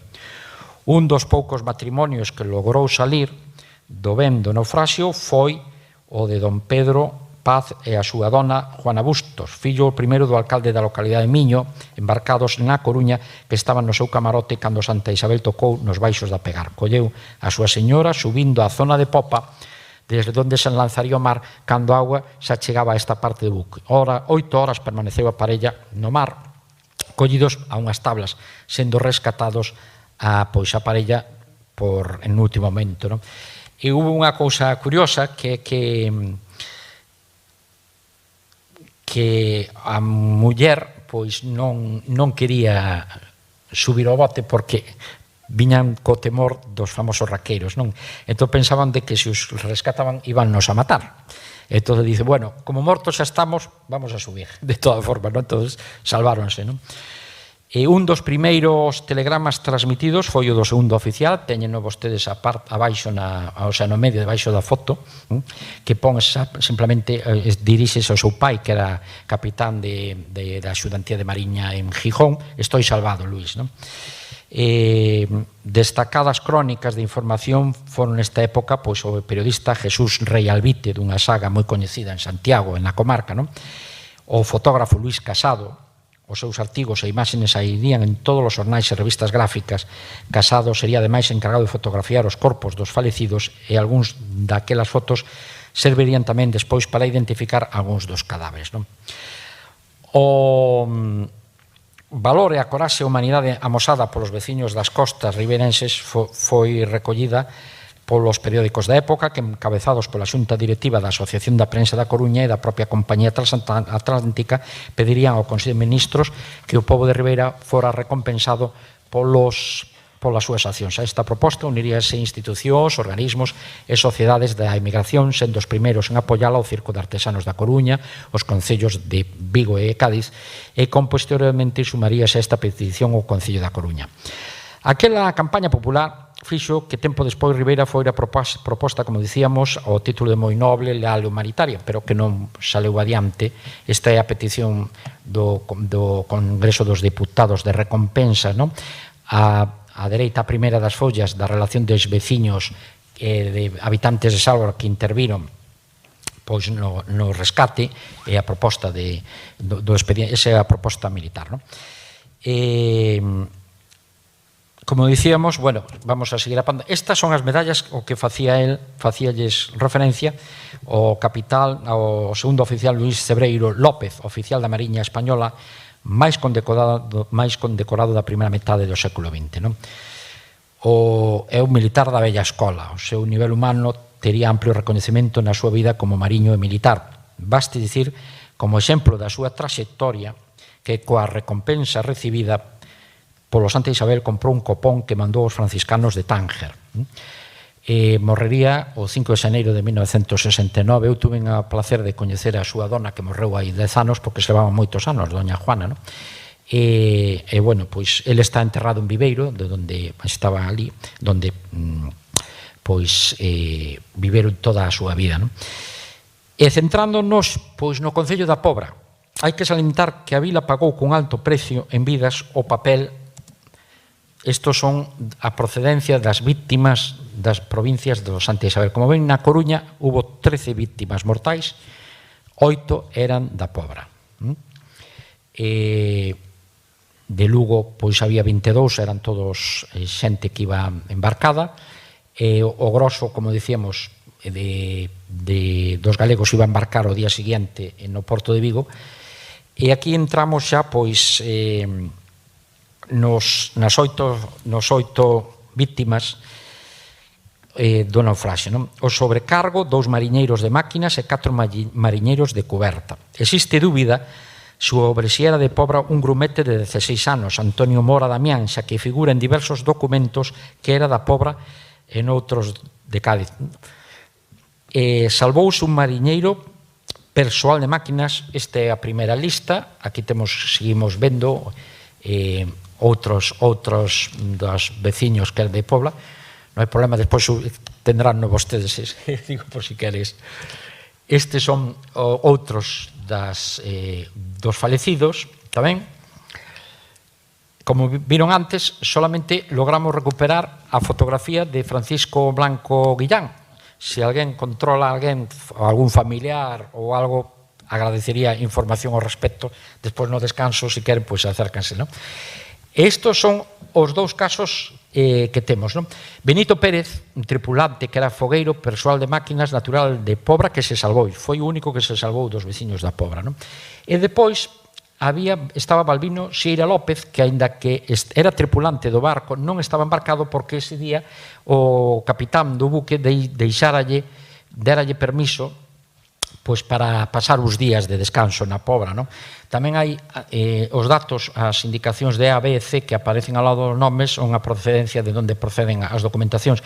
Hai un caso aí de mala sorte, porque hubo unha persoa que tiña que ter desembarcado esa mesma noite, vamos a ver, aquí está, Ángel Rañó Castelo, pois tiña que desembarcar esa noite en Vila García para asistir como padriño a un bautizo familiar. Desgraciadamente, pois non chegou a isto.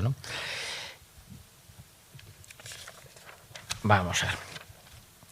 Hai que dicir que dúcias e dúcias de artigos saíron publicados durante varios anos na prensa da época. Despois fixose un silencio hasta os anos 90. E xa acabo. Perdón. Entre eles, por exemplo, falábamos antes do Valle Inclán, non? Pois quiso facer unha obra que levaría por título Las mujeres de Sálvora, tragedia griega. Tamén Manuel Lustre Rivas, un insigne ribeirense, pois presidente da Asociación da Prensa de Vigo e redactor xefe do Faro de Vigo, que sería paseado na noite no 36, pois tamén escribiría sobre isto, non? A investigación do naufraxio pois foi levado pola Mariña, que nomeou un xuez especial responsable. Pideuse responsabilidade ao capitán por 4.700.000 pesetas de época para responder do naufraxio, pero, bueno, evidentemente nin tiña eses cartos, e, ademais, a investigación exoneraría ao capitán de calquera responsabilidade, non? E vanme permitir que remate cunhas, bueno, este embargo dos bens, o inventario dos bens, porque a pesar do que se dixo, recuperáronse a maioría das cousas que levaban a pasaxe que levaban no barco. Este é o inventario de todo o que se recuperou. Este, como está o Faro actualmente, vanme permitir rematar unha cousa dun texto que fixo o meu curmán, meu querido curmán falecido hai 3 anos, Xosé Ramón Barreiro Fernández, catedrático de Historia da Universidade e membro da Real Academia Galega, institución que presideu durante anos, non? E que foron escritas para o prólogo da miña obra sobre o naufraxio, non? Exáltase nesta crónica, como é natural, o heroísmo de mitos cidadáns que permanecerían no anonimato se a trascendencia do suceso non se convirtira nunha noticia que a prensa do momento estendeuse por toda España, interesando o goberno e a propia monarquía, que superon agradecer a Ribeira e aos protagonistas do heroísmo como todos eles merecían. Aínda que se trata dunha crónica centrada nun feito luctuoso, brillan tanto a xenerosidade e o heroísmo e a nobreza que é natural que todos se sentan reconfortados na súa lectura. Eu, polo menos, sentínme complacido e ufano de ter nacido nesta cidade capaz de tanta e tanta nobleza. E así tamén se recolle pois, en artigos publicados na revista Xeral da Mariña.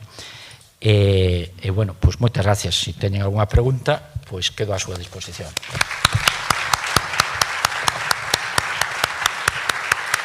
Este, para os que teñan curiosidade, é o libro de viaxe que se entregaba a pasaxe do Santa Isabel e os buques da compañía. É do ano 1920. Se algún ten curiosidade en botarlle unha ollada, pois evidentemente é casi todo publicidade, pero con información de viaxes e cosas polo estilo. Moi ben, pois moitísimas gracias, José María. Vamos a facer, como vamos un poquinho mal de tempo, para variar tamén. Eu non recordo ninguna xornada na que fóramos mal de tempo. Eso é inevitable, non? Pero como vamos un poquinho mal de tempo, vou a pedir a Mario tamén que suba aquí e se queren facerlle algunha pregunta aos algún dos dos ponentes, pois aquí estamos dispostos. Mario, sentate aquí.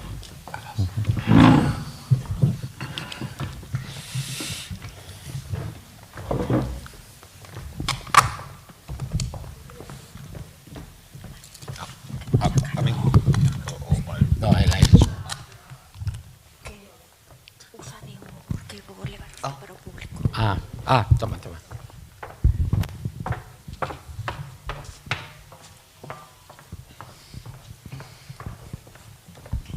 Hola, boas tardes. Quería facer unha pregunta sobre o panorama arqueolóxico que comentaches do Barbanza. Non nomeaches o Castelo de Vitres.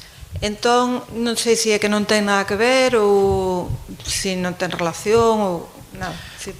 Vale, sí, efectivamente o Castelo de Vitres tamén é un sitio bastante, digamos, cun potencial de entrar dentro destas narrativas da Idade Media moi forte. O sea, temos bastante claro que é un sitio ocupado que é medieval e que posiblemente teña relación cos séculos XI e XII. Agora ven a gran problemática a que pasa en moitos destes sitios é que habería que facer unha excavación. O que hai, sobre todo, hai tella, algunhas noticias que falan, bueno, a nivel historiográfico, falábase de que ao mellor o sitio tiña relación co paso dun exército romano, pero bueno, iso é unha cousa un pouco discutida. Agora mesmo non habería, penso, esa posibilidade de aseverarlo. Pero sí que é verdade que o sitio como fortificación medieval ten moito sentido dentro da configuración estratégica. E non funcionaría só, sino que serían moitas fortificacións que rodearían o conxunto da península. Pero vaya, sí, está un pouco no aire o que intervencións máis específicas.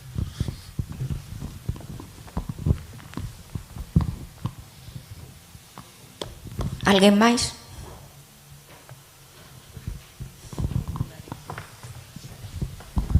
Bueno, a José María.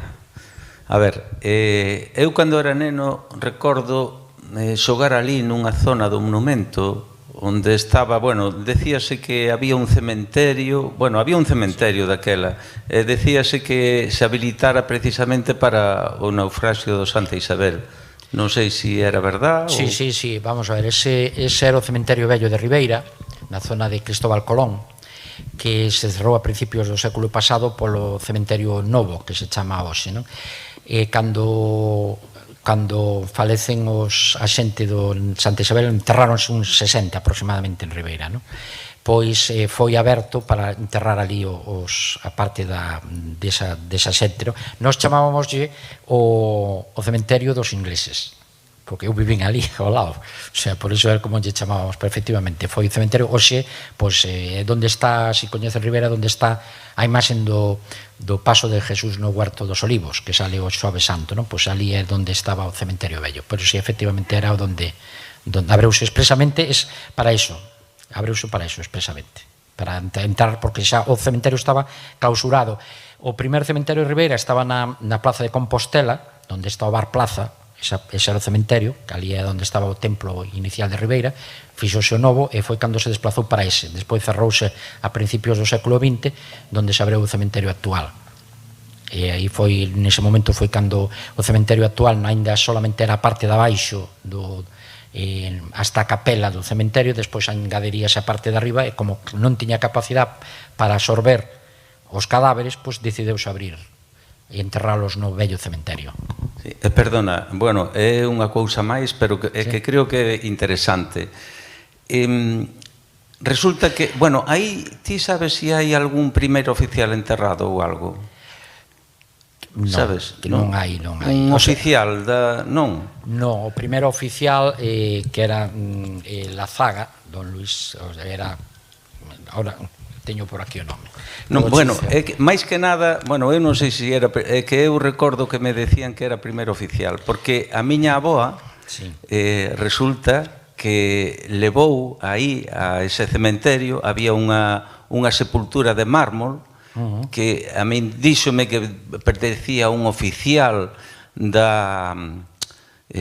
naufraxio de Santa Isabel, igual era outra persoa calquera, pero tiña polo visto unha sepultura de mármol e levaban aos meniños que tiñan algún problema, eso igual lle interesa tamén a Manolo, que tiñan problemas, así como levaban aos cruceiros, aos meniños para determinadas cousas, pois polo visto empezaron a levar tamén a esa sepultura de mármol aos meniños pois que tiñan problemas de que non comían, de que non podían andar ben, e os poñían desnudos aí en ese mármol, en esa sepultura ás 12 da noite. Unha delas, eso ademais... Nunca escoitara esa historia. Escoitástela? Non, nunca. Bueno, pois mira, unha desas, eu sei que é verdad, porque unha desas nenas que levaron era a miña nai. Lle chamou a atención, ti acordaste de Maroto? Sí. Bueno, pois Maroto pasaba precisamente por aí e chamoulle a atención a miña avoa, non? Dicíndolle, pero por favor, que está facendo? É que teñen aquí unhas costumbres que, Dios mío, eso non se pode permitir, non pode ter aí unha rapaza, a miña nai daquela debía ter 6 ou 7 anos, era moi delgadiña, non comía, e a levou aí. O sea que, moi curioso. O primeiro oficial do barco, Sandou. Bueno, home, é miña nai, así que, bueno, para diante tirou. Bueno, ali quen estaban enterrados era o telegrafista, o radiotelegrafista, o médico ciruxano e o practicante. Non hai constancia de que o primeiro oficial, Luis Lazaga, non sei se chegou a recuperar o cadáver, ademais. Sería o médico. Había o médico e o practicante. Esos estaban enterrados nese... E tamén o sobrecargo, que era de Granada. O sea que, bueno, de todas formas, gracias por la información, trataré de ampliarla. É anecdótica, sí. A ver, parece que ali hai outra. Que por streaming non se oe. Aquí. Ola, non, era para redundar sobre Luís Cebreiro. Me parece que foi o primeiro que diseñou tamén unha lancha de salvamento. Sí, en Viveiro. Por curiosidade, a maqueta é de Rafa Sabugueiro de Villagarcía. A maqueta. Non, esta era de Sabugueiro, explícolles, a de Sabugueiro comprou no Concello de Ribeira. Estuve intervindo, compráronse exactamente na época de Manolo Ruiz, compráronse 17 maquetas, 5 de faros, que gardáronse en previsión para o futuro museo, están gardadas polo Concello actualmente. As do faro que tiña Sabugueiro? Sí, compráronse 5. E as maquetas dos outros barcos? E dos outros barcos eran tamén de barcos en xeral, había un galeón, eso intervineu na compra, porque o Sabugueiro morreu, Rafael morreu hai 4 anos, e falando co fillo, pois logramos recuperar. O que si, a maqueta de abaixo si é, a de arriba non, esa é do Museo de Cádiz. Pero, sin duda alguna, a mellor maqueta que existe, e mide, eu creo que casi 1,80 m, está feita en Viveiro por bueno, Sabugueiro é un maquetista excepcional, porque ademais foi membro da Asociación Española de Maquetistas, e bueno, tiña unha cantidad de maquetas tremendas, non? Eu colaborei con en algunha exposición en Vilagarcía e por aí, cando montaba ele, pois montábamos cousas do Santa Isabel, pero esta de arriba, esta en concreto, pois era do... Ahora entro unha duda, pero un momento. Sí, esta é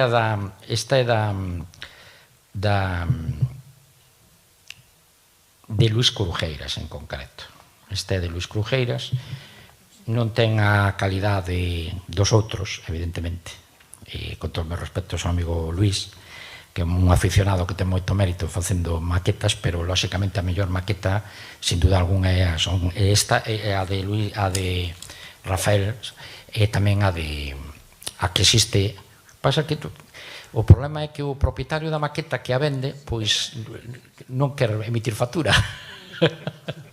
Pero é que a maqueta é excepcional, porque tuve a oportunidade. Eu xa fun a dar 4 veces charlas a Viveiro, porque ademais ali o Luís Cebreiro é un gran descoñecido, o seu papel é curioso, o papel na Mariña é coñecido por intervención un señor maior que foi un flecha. Sí, un flecha naval, sí. Sí, pero fixo unha biografía dele, estuvo presentando hai 3 anos en Cambados. Moar. Además, estuvo unha neta de Cebreiro tamén en Cambados. Sí, no, este falas de Celestino. Me parece, Celestino non era flecha, Celestino é un amigo de Cambados que se dedica a facer exposicións, etc. Quen fixo a biografía foi Moar, que por certo levei por primeira vez, é un señor de 70 e pico de anos, un flecha que ten unha auténtica devoción sobre Cebreiro, e leveino por primeira vez a Sálvora hai 3 anos, e o home chorou de emoción, porque claro, recorrer donde tuvo lugar o naufraxio e todas as historias que coñecía de Cebreiro. Pero é curioso, un home moi humilde, non? Foi un instaurador do que se pode considerar o salvamento marítimo, creou a lancha de salvamento en Viveiro, puxo cada X metros no peirao un aro.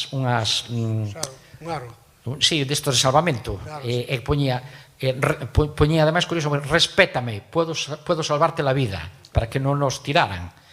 En fin, é un personaxe que merece de por sí, sinceramente, pois unha película, porque a verdade é que é excepcional. Este home, o seu comportamento, ademais, é da bella escola, claro.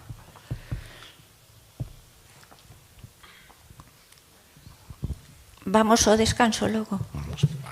Mira, un momentiño, por favor. Mira, os que están apuntados mañán para o roteiro, os que teñen praza, por favor, que leven roupa e calzado cómodo, porque hai que andar Sí, é pechado, claro. Hai que andar un pouquiño e o terreo é un pouco dificultoso. E a saída vai a ser no aparcadoiro que hai detrás do Colexio Fernández Vareila, ali onde aparcan os autobuses, ás 10:30. Vale, se tendes algunha dúbida, me preguntades aí no descansiño. Grazas.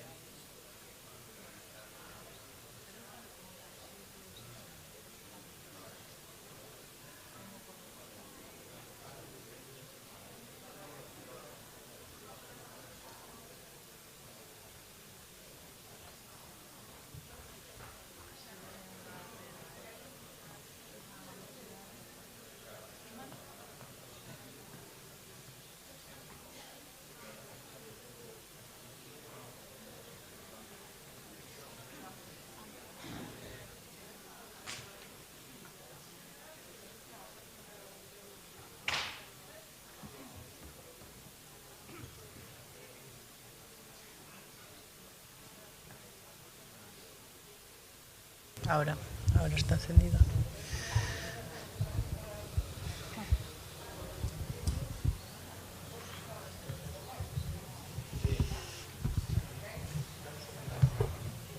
Manolo, ti subes?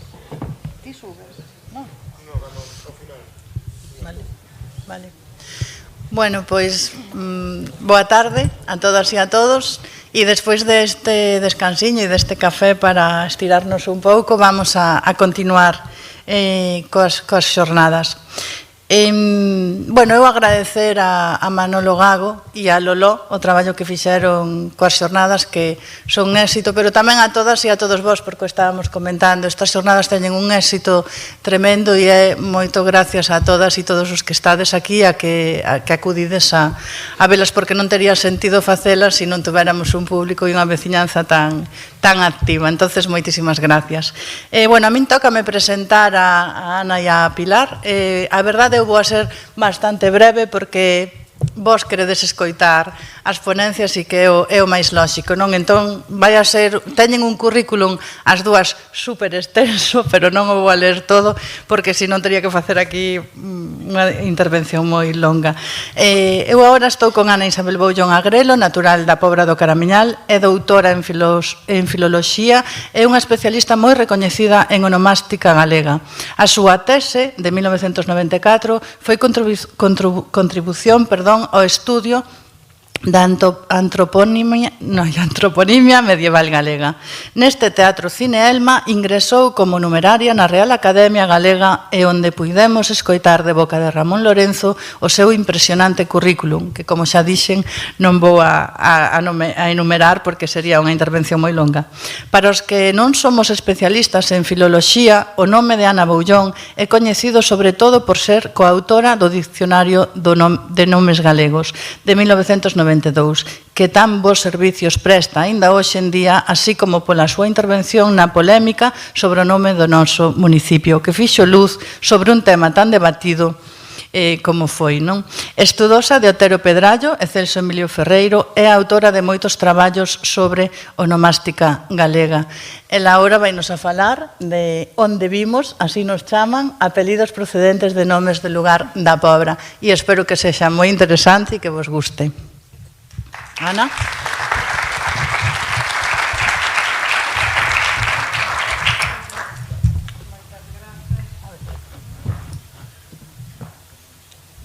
Hola, probando, un, dos. Moitas grazas pola presentación. Xa estou encantada de estar aquí porque estou na miña casa, realmente, non? Xa hai uns anos intervine estas mesmas jornadas falando dos apelidos, entón agora o que quería era centrarme nun tipo de apelidos que temos que me parecen, bueno, todos os apelidos son interesantes, pero estes teñen ademais a particularidade que veñen de nomes de lugar que, por tanto, son dobremente interesantes se cadra.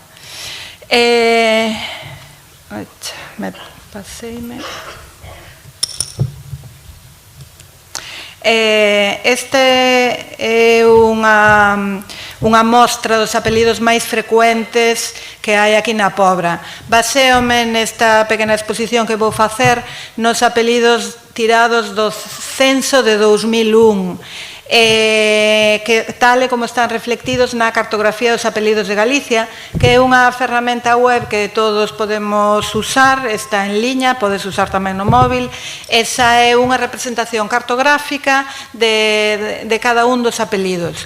Ese vai ser a miña base, e de aí tiro tamén os apelidos máis frecuentes. Os apelidos que nomearei serán sobre todo estes, voume centrar nos toponímicos, pero dentro dos toponímicos os máis frecuentes. Para comezar direi que hai unha pequenísima introducción á cuestión dos apelidos e que hai tres tipos de apelidos. Un é os apelidos patronímicos que se formaron na Idade Media e que hoxe son bastante recoñecibles porque adoitan rematar en ez, no sufixo ez. Na Idade Media non había apelidos realmente, había patronímicos que, é dicir, non eran hereditarios, non se herdaban de pais a fillos. Se un home se chamaba pai Estevez, era porque seu pai se chamaba Estevo. Entón, collían o nome do pai e engadíanlle o sufixo ez. Esos son os que se chaman patronímicos. Hoxe, xa digo, casi todos acaban en ez. Estes son os apelidos máis frecuentes, patronímicos máis frecuentes aquí na Pobra, pero hai algunha excepción, como pode ser Paz, que é unha variante de Pais, ou Martís, que bueno, podería ser Martiz tamén, ou Martins.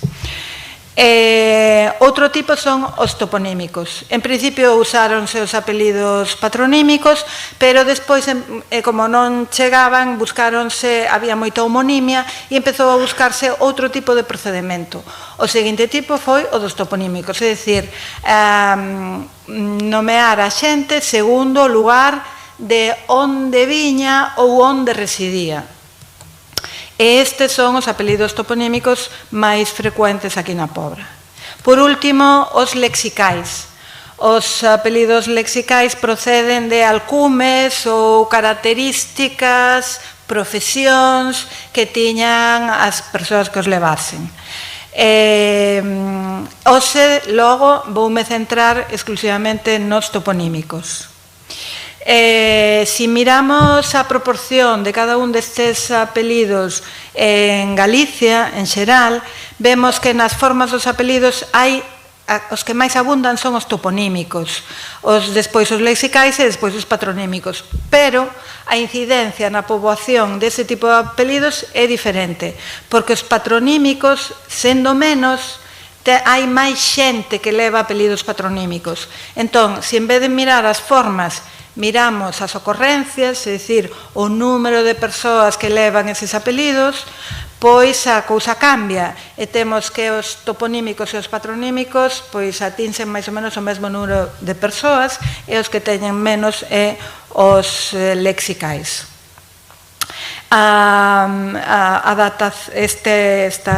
Este cálculo está feito sobre os 6.000 apelidos máis frecuentes, con máis de 30 ocorrencias que constitúen a base do dicionario de apelidos galegos, no cal estamos traballando un equipo da Academia Galega e que o ano que ven seguramente sairá a luz. Ben, entón imos xa cos tipos de apelidos toponímicos, nos cales podemos tamén distinguir dous tipos. Un deles son os que se chaman apelidos de residencia. Normalmente son de orixe léxica. Que quere dicir? Que podemos identificar tranquilamente a estes apelidos porque son palabras que aínda hoxe se usan no léxico común. Están por toda Galicia, son moi frecuentes e é moi difícil saber cal é o foco. O foco é o topónimo en concreto do cal procede un apelido. Son apelidos como este: Davila, Piñeiro, Castro, Pouso, Rivas. A maneira de denominación para como se xeraron eses apelidos é xente que vivía nun determinado sitio. Entonces, se vive a carón dun piñeiro, que tal? Pois é o do Piñeiro, quedalle Piñeiro. Lago, Rial, Silva, Vila, como vedes, todas estas palabras son palabras que se entenden perfectamente, que son do léxico común. E normalmente son apelidos diseminados por toda Galicia que ao mellor hoxe non hai un topónimo concreto que nos diga de onde ven ese apelido, porque hai miles. Rego, por exemplo, hai miles de regos. Parada era un alto que se facía nun camiño, pois pode que xa non exista hoxe a parada que deu lugar ao apelido. Entón, estes son os máis difíciles de determinar cal é o seu foco. Imos ver algúns deles. Poño de primeiro exemplo da Vila, porque da Vila, como vedes, hai 3.700 en Galicia. Esta é a aplicación da que vos falaba antes, a cartografía dos apelidos. Hai 3.710 en Galicia e, como vedes, non sei se ve ben aí, sí, vese mellor aí que aquí. Están distribuídos sobre todo pola zona occidental de Galicia Entón, é moi difícil determinar de que vila proceden os da vila, pero se vos fixades aquí no Barbanza, na Pobra, hai un índice moi alto de persoas que se chaman da vila. Eu creo que estes da vila da Pobra son apelidos de residencia porque son da vila. É dicir, antes a Pobra no Barbanza nos chamaríaselle Puebla, vale, pero sobre todo chamábaselle a vila. Eso decía a miña avoa, que era do Son, cando viña para aquí a vender cousas ou a mercar ou o que fose, dicían imos a vila. Entonces, o nome da vila por excelencia, que era a Pobra, eu creo que está detrás dos moitos da vila que hai aquí, e, por tanto, creo que da vila aquí é un apelido de residencia. Outro apelido de residencia por excelencia é o Castro. Antes falouse de varios castros. Eu puxen aquí os casos da Pobra, segundo aparece na página web do noso patrimonio, e está a Croa de Posmarcos, que acabamos de enterarnos que vai ser xa propiedade municipal, é dicir, de todos nós. Hai moitísimos castros en Galicia, non é ninguna novidade eso. Aquí tendes a localización xeográfica dos topónimos e microtopónimos Castro e o Castro feitos polo PTG hai xa uns 10 anos ou así. Agora seguramente hai máis microtopónimos recuperados que se chaman o Castro, e é prácticamente imposible saber as persoas que se apelidan Castro de a que Castro fan referencia. Aquí vedes que o apelido Castro ten máis de 60.000 ocorrencias. Ocorrencias non pode dicir persoas, porque temos todos dous apelidos. Entonces, son casi podíamos dicir persoas, pero pode haber xente que se apelide Castro. Entón, non é exactamente o número de persoas, pero máis ou menos.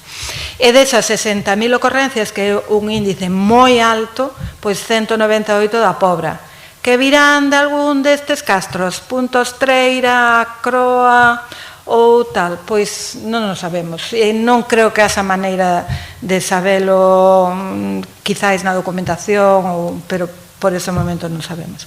Parada, que falaba antes de Parada, 5.000, máis de 5.000 en toda Galicia, sabedes, distribuídos por todo o territorio galego, indica un alto no camiño, normalmente en costa.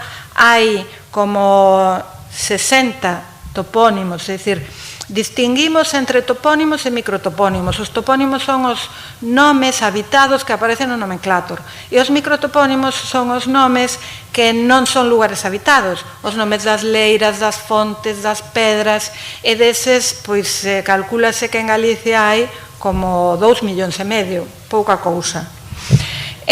Agora estánse recollendo no proxecto, na página web colaborativa Galicia Nomeada, e pois seguramente aparecerán máis paradas. Aquí os apelidos da Pobra, sabedes que na Península da Barbanza hai unha densidade significativa, posiblemente procedan dun lugar de parada que está en Xuño no Son, pero tampouco hai seguridade que non se senda algún microtopónimo que desaparecera. Pazos. Sabedes que ven do latín palatium, pero na Alta Idade Media, cando se formaron estes nomes, non facía referencia a palacios, senón simplemente a unha casa grande, ou unha casa máis grande que as outras. Hai moitísimos pacios na zona oriental de Galicia, é un dos 40 apelidos máis frecuentes. Aquí no Barbanza temos un Pazos en Rianxo, en Taragoña, e outro en Boiro, Pazos de Coroño, na parroquia de Cespón, así que é prácticamente imposible tamén saber de... O mesmo podemos dicir de Castelo. Pois aquí temos unha peculiaridade que ten que ver coa castelanización dos apelidos da que falábamos antes. Aquí na Pobra temos o apelido Castelo, o apelido Castillo. Isto ten que ver co proceso de castelanización da antroponimia que tivo lugar en Galicia a partir do século XVI, cando se deixou de escribir en galego, e entonces as únicas mostras de lingua galega que seguiu na documentación foron os apelidos e os topónimos. Entón, unha certa porcentaxe deses apelidos, menos dos topónimos, pero dos apelidos máis, pois sufriu unha castelanización. É dicir, estes castillos que hai aquí, pode que veña algún castillo de fora, pero a maior parte deles han de ser que na súa familia, os seus devanceiros, pois cambiáronlle o apelido para poñerlo en castelán. É unha cousa parecida que lle pasou ao Outeiro. Outeiro hai 341 en Galicia, pero Otero hai 42.000. Non tivemos unha inmigración selectiva de todos os oteros da península que viñeran para Galicia, senón que os outeiros de Galicia foron transformados en Otero. E deso temos moitas mostras documentais. Eu traio-vos unha só aquí, pero este Patricio de Outeiro aparece neste libro de fábrica do século XVIII como co seu nome, Patricio de Outeiro, pero aquí abaixo xa lle cambian o apelido e lle poñen Patricio de Otero. Temos así de casos na documentación que a mesma persoa ten a forma galega e unhas liñas máis abaixo, ou ao revés, hai que poñer o nome en castelán, pero despois pásaselle o escribán e sigue poñendo en galego. Temos moitísimos casos que nos demostran isto que vos estou comentando. Ben, outro tipo de apelidos son os apelidos de procedencia. Adoitan ser lugares próximos e moitas veces son opacos en canto ao significado, o que con respecto aos apelidos de residencia. Algúns deles son axeotopónimos. Non sei se coñecedes esta igrexa, é a de San Isidro, porque San Isidro é o apelido de orixe axeotoponímica máis frecuente que hai na Pobra. Despois está Seoane, que é máis difícil de ver que sexa un apelido axeotoponímico, pero ven de San Xoán. Santiago, San Pedro, Santa María. Outros apelidos de procedencia son Camaño, Calo, Teira, son orónimos, é dicir, fan referencia a elevacións e son de orixe prerromana. Como vedes, estes non teñen, son bastante diferentes dos que acabamos de ver, porque que significa Camaño? Que significa Calo, Teira, Neira, Navia? Podemos saber ou aproximarnos ao significado de cada un deles facendo unha investigación e tal, pero nunca chegaremos a saber con certeza, porque son restos das linguas que se falaban antes da chegada do latín a Galicia. Son linguas que se acabaron morrendo, pero que dos que quedan testemunha nos topónimos, e despois dos topónimos pasaron a estar nos apelidos. Dentro destes topónimos de procedencia, un tipo especial son os topónimos de posesores, que lle chamamos nós os topónimos de posesores. Chamamos a estos a un tipo de poboación que se chamaban vilae, que foi uns establecementos que se formaron en Galicia despois da romanización e que constituían pequenos establecementos agropecuarios ou granxas. Aquí, entre o século VIII e o século XI, pois empezou a haber un sistema de nomear esas vilas especial, que era con nome de posesor en xenitivo. Non fai falta saber latín para entender isto. Un señor que se chamaba Abolinus, pois chamaba a súa granxa Vila Abolini, que quería decir Vila de Abolini. E entonces deste Abolini ven Abuín. Un señor que se chamaba Silimiro, chamaballe Vila Silimiri, e de Silimiri viña Simil. Entón, este é un proceso de nomear a toponimia moi propio da Galaequia, prácticamente exclusivo da Galaequia, é dicir, de Galicia, León, Zamora e o norte de Portugal. Podemos encontrar algúns de orixe latina, como son Millán, Lampón, Abuín, que acabamos de decir, Triñáns, Moure, Chaves, Romai, Ferrol, Armental, son todos exemplos de aquí. Por exemplo, Triñáns é unha desas formas moi castelanizadas as que dicía, porque Triñáns se no censo hai menos de 10, pero Triñanes, que é a forma castelanizada, hai máis de 1000. Triñáns é un lugar en Abancay. E temos aquí, mirade, un deses documentos que vos decía, 1519, que aquí aparece Triñáns, pero aquí se aparece Triñanes. E entón dáse o paradoxo hoxe de que as persoas que levan estes apelidos teñen o apelido castelanizado, pero o lugar sí que está en galego. Entón é ter unha forma diferente no apelido dado o topónimo de que procede. Estes apelidos están, temos testemunho da súa existencia, pois este en concreto do século XV, porque Ares de Triñáns, que é unha forma antiga do topónimo, aparece no libro de notas de Rianxo e Posmarcos en 1457, pero iso non é nada raro, de moitos dos apelidos nosos temos testemunho desde a Idade Media. O apelido Nin, que hai só 32 en Galicia e 8 na Pobra, eu coñezo persoas que teñen o apelido Nin, temos falado de si era un apelido catalán, porque Nin, efectivamente, se miramos o mapa de España, donde máis hai é nos países cataláns. Vimos o dicionario e vemos que Nin é unha palabra que significa neno, non sei que, aparece noi petit, un neno pequeno. E tampouco sería nada extraño, porque aquí, na Pobra, ben sabemos que os fomentadores cataláns chegaron a finais do século XVIII, bueno, sobre todo no século XIX, formaron o seu barrio ali nos Areos, e aínda hoxe hai moita xente aquí na Pobra que ten apelidos cataláns. Así que tampouco sería tan extraño isto. Pero resulta que encontramos atestacións deste apelido Nin desde o século XVI.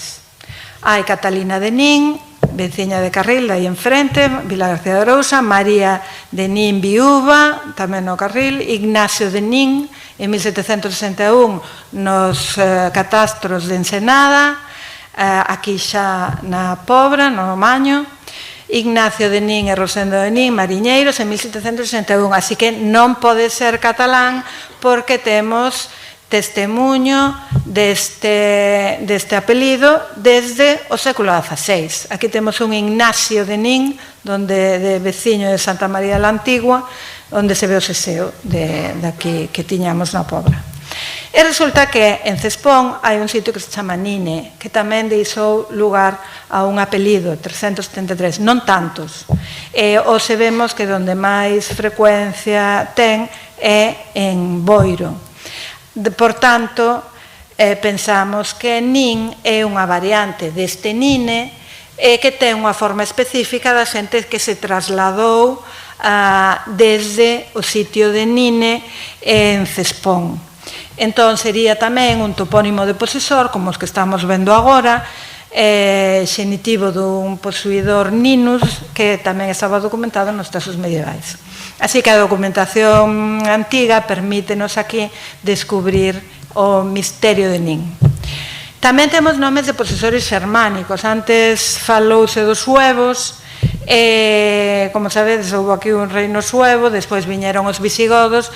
Desde o punto de vista lingüístico temos unha cantidade de topónimos moi importantes que é de orixe xermánica, pero non traída directamente polos suevos nin polos visigodos, sino que foron nomes que se puseron moi de moda na Alta Idade Media, cando xa os suevos e visigodos que chegaran aquí xa había moito tempo que morreran e ademais non viñeron coa súa lingua, porque adaptaronse ao latín. Desde o punto de vista lingüístico non podemos saber cales deses topónimos eran suevos ou cales eran visigodos, pero sí podemos determinar claramente que eran xermánicos. Dentro deses xermánicos temos aquí na Pobra bastantes: Simil, Escurins, Gude, Rosende, Guimarei, Segade, Arxivai, bueno, bastantes deles. Imos mirar o apelido Escurís, dos que hai só 88 en Galicia e 46 na Pobra. Escuriz ten relación con o nome Escariz, que é un lugar en Lampón, en Boiro, que tanto Escuriz como Escariz veñen de Ascariqui, xenitivo do nome xermánico do posesor Ascaricus, formado co gótico asc, freixo lance, ricus, ricaz poderoso. Todos os topónimos en galego que acaban en ris ou en riz teñen esta, bueno, todos non sei, pero moitos, teñen esa terminación xermánica. Podemos pensar que son de orixe xermánica. Allariz, Mondariz, Escariz, todos estes son de orixe xermánica. Entón, este apelido Escariz, hai 100 en Galicia, pois ven do mesmo lugar de Lampón. E aquí encontramos un fenómeno tamén bastante curioso, que do mesmo topónimo poden vir formas variantes. E normalmente os que se desprazan do sitio pois son os que adoitan cambiar esa forma. E tamén temos o apelido Escariz, do mesmo étimo, pero que neste caso non procede de Boiro, sino que procede de a Estrada. E como sabemos isto? Pola distribución que teñen hoxe no mapa eses apelidos. Ben, o apelido Hermo, fixadevos na distribución, está moi denso na península de Barbanza.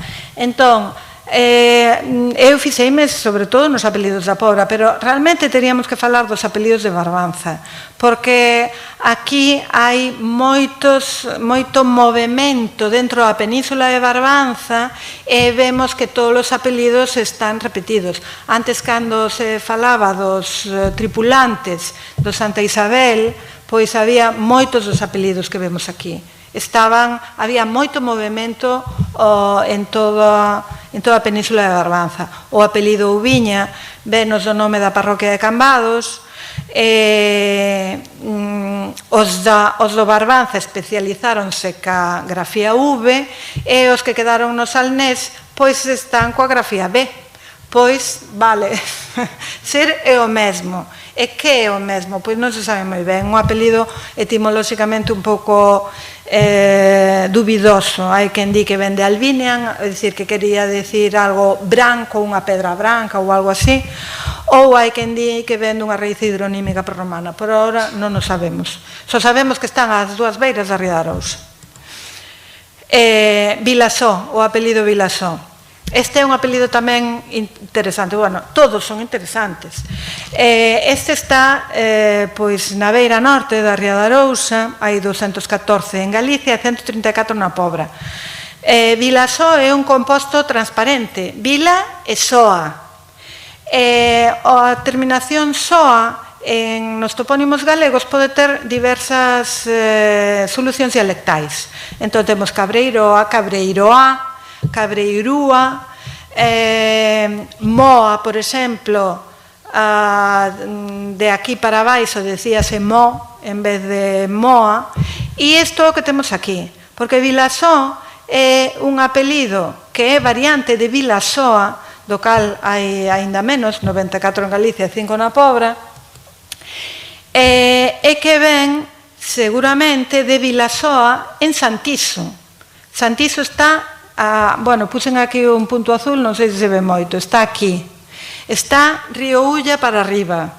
E temos bastantes apelidos que se ve de xente que baixou do Ulla para a Ría de Arousa. Ribadulla ou Neira serían outros dous exemplos. Curiosamente, creo que podemos saber quen foi o Vilasoa que veu para aquí, para a Pobra, porque na documentación hai unha doazón feita a Lope de Fabal, veciño de tal, da metade dun pasal tal, de herdades na freguesía de San Pedro de Belmil, propiedade que foi de Pedro Vilasoa, que aparece como veciño de Cespón na mesma época, no século XVI. É dicir, que os Vilasós de aquí, os que viñeron para aquí, parte deles adaptaron o apelido Vilasoa que traían para a forma, como se decía aquí na Pobra, que era Vilasó. E así quedaron, algúns. Outros non. Pero vemos na documentación que do século XVI son Vilasoa, pero xa no propio século XVI empeza a haber Vilasó, é dicir, son variantes do mesmo apelido. Figueirido é un típico apelido toponímico que nos dá idea de que era o que se daba ben neses sitios. Decía o Padre Sarmiento nunha cita que é moi recurrente, é moi celebrada, que se alguén quere ter éxito nos seus cultivos, que plante neses sitios o nome que di o topónimo. Entonces, en Figueirido que plante figueiras, etcétera. Donde hai carballeiras e que se dan ben aos carballos, donde hai os maceiras que plante mazanceiras. Ora decimos mazanceiras, pero antes aquí decíase maceiras, e de aí ven o apelido Maceiras tamén. Ben, o apelido Figueirido pode vir da parroquia de Vilaboa, de aí enfrente, ou dunha aldea, máis probablemente da parroquia de Palmeira, en Ribeira. Olveira, pois venos de aquí, do Concello de Ribeira, vou acabando. Loxo é un apelido toponímico tamén, de orixe prerromana, non sabemos moi ben que é, solo que non é latín, é prerromano, é dicir, eses apelidos prerromanos teñen miles de anos, que creo que non exagero, polo menos 2000. Donde é máis frecuente aquí, veñen de Loxo de arriba, Loxo de abaixo, e de abaixo en Boiro, non? E están sobre todo aquí no Barbanza. Lixó é outro apelido propio daqui, que ven ou de Oleiros ou de Palmeiras, son nomes, apelidos, posibles focos os dous. Habería que facer unha investigación particular na documentación, como tivemos a sorte de encontrar no de Vilasó, para saber exactamente cal é a orixe. Hai algúns apelidos que veñen de lugares propiamente da Pobra. Un deles é o que xa apuntei, o de San Isidro. San Isidro, antes mencionaba Santo Isidro, porque, claro, Santo Isidro é a forma estándar de chamar aos santos que empeza o nome por vogal. Pero é que San Isidro foi un santo madrileño canonizado no século XVIII e que se difundiu a partir daquela. Entón, a nosa nos chegou en castelán. E por eso decimos San Isidro, e por eso decimos San Amaro tamén. En vez de San Amaro, decimos San Amaro. Na capital de Lesón, provincia de San Amaro, atoparon unha mina de arandelas con furados. E, bueno, eso contou miña nai, non sei se será certo. Entón, a cuestión é que ese apelido debeuse crear naquel momento, despois de ser canonizado San Isidro, e fixouse con esa forma. Témolo documentado desde o século XVIII, así, desta maneira, Narcisa de San Isidro. Outros apelidos non identificados, pois Cameán, non sabemos onde hai Cameán, hoxe non hai ningún topónimo así, pero a Pobra é o concello galego con máis portadores, e non se sabe tampouco deses apelidos misteriosos.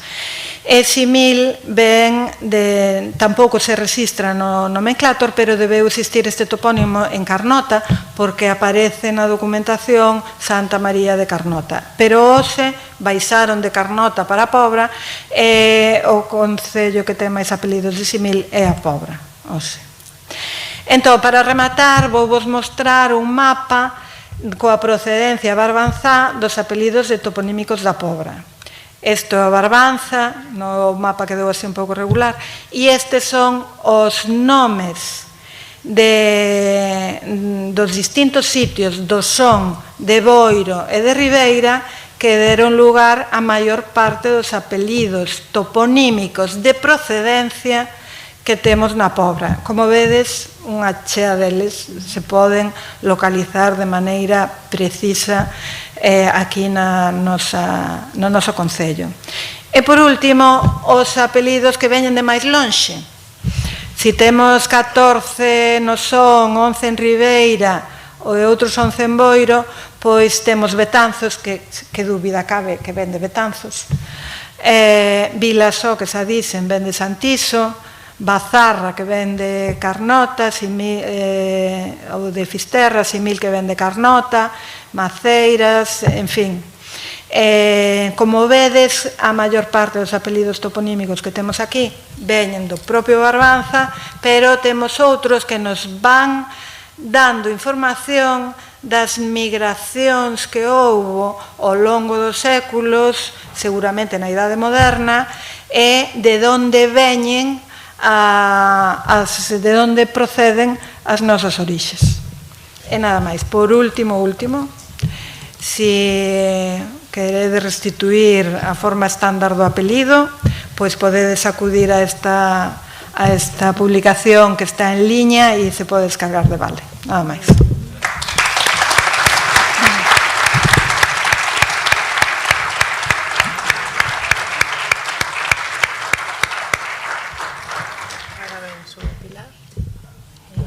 Estuvo moi ben. Sí. Estuvo moi ben.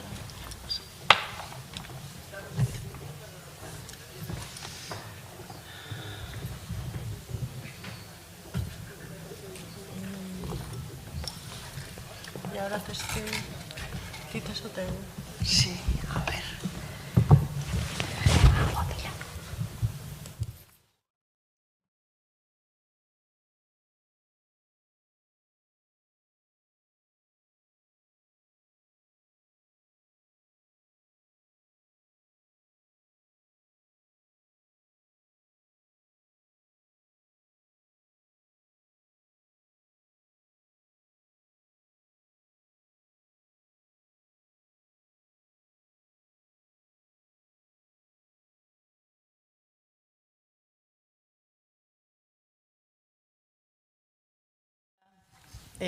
Vamos a comenzar a última ponencia desta tarde.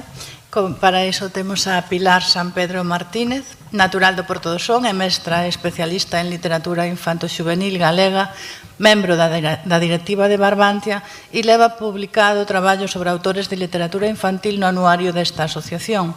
É coautora de Aproximación didáctica á obra de Antón Avilés, de Taramancos, ensaio publicado en 1995. No ano 2023 publicou unha guía moi útil, Memoria histórica na literatura infantil e xuvenil galega, que abrangue de Neira Vilas a María Canosa, que inclúe datos básicos sobre 57 obras infantís e xuvenís relacionadas coa Guerra Civil. Hoxe falaranos sobre a presencia da nosa vila na narrativa galega. Creo que tamén é unha conferencia moi interesante. E nada, espero que vos guste e damos ya benvida.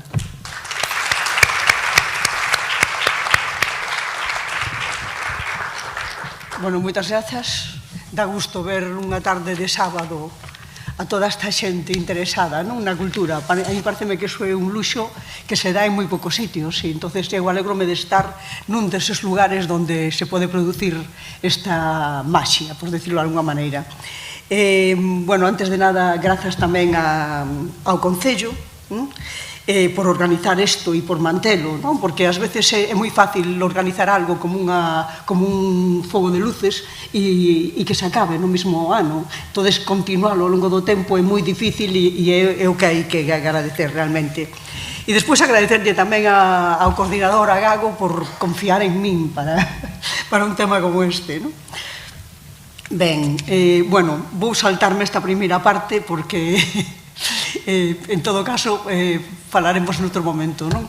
Pero o que está claro é que un lugar como este, que ten tantos nomes e tantas denominacións por parte de escritores que lle poñen nomes propios, non? Ten que ser unha vila literaria sin ningún tipo de dúbidas. E a min, cando me fixeron unha proposta, a verdade é que pensei inmediatamente en lugares como Noia ou como este, que teñen unha vinculación especial coa beleza, coa cultura e coas artes, especialmente coa literatura. É como se houbera un humus do que nace a creación. E non é só a creación, senón tamén a recepción. É dicir, eu creo que tamén hai autores e autoras que escriben porque hai persoas que leen. E aquí eu creo que tamén se dá esa característica, non? Eu, cando me confundín ao principio, os que sodes profesores e profesoras sabedes moi ben como é o tema da comprensión lectora. É dicir, cando se dan un título, ti aproxímalo normalmente ao que ti queres. E entón eu quixen entender que do que tiña que falar era de autores e autoras da Pobra que escribían en galego.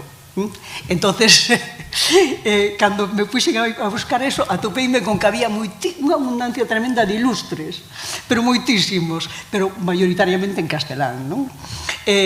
Influye o que comentaba antes Ana, de toda esa aristocracia, toda esa fidalguía, que a partir do século XVI e todo o mundo que deixa de escribir en galego, pero tamén esa abundancia de ilustres, de xente de poder, tanto na universidade como na Sociedade Económica de Amigos do País, en todas partes, pero tamén a presencia dos emprendedores cataláns, dos fomentadores. E incluso eu creo que tamén influía o feito de ter un pai tan potente como Valle Inclán.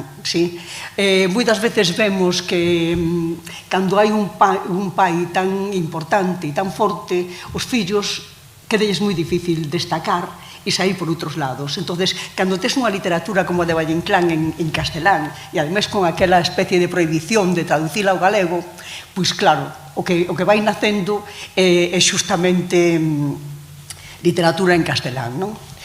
Pero agora sí que nos imos centrar xustamente na literatura escrita en galego e sobre a Pobra. É dicir, aqueles libros nos que a Pobra aparece como escenario, como lugar. E entón eu recollín esta cita que aparece no libro de Teira, de Tido nos Confins, que di: camiñar entre as rúas do meu pobo tantas veces e vagar ao pé de tanta sombra. É dicir, camiñar, non correr, non ir en coche, sino camiñar, ir paseniño entre as rúas do meu lugar, repetidamente.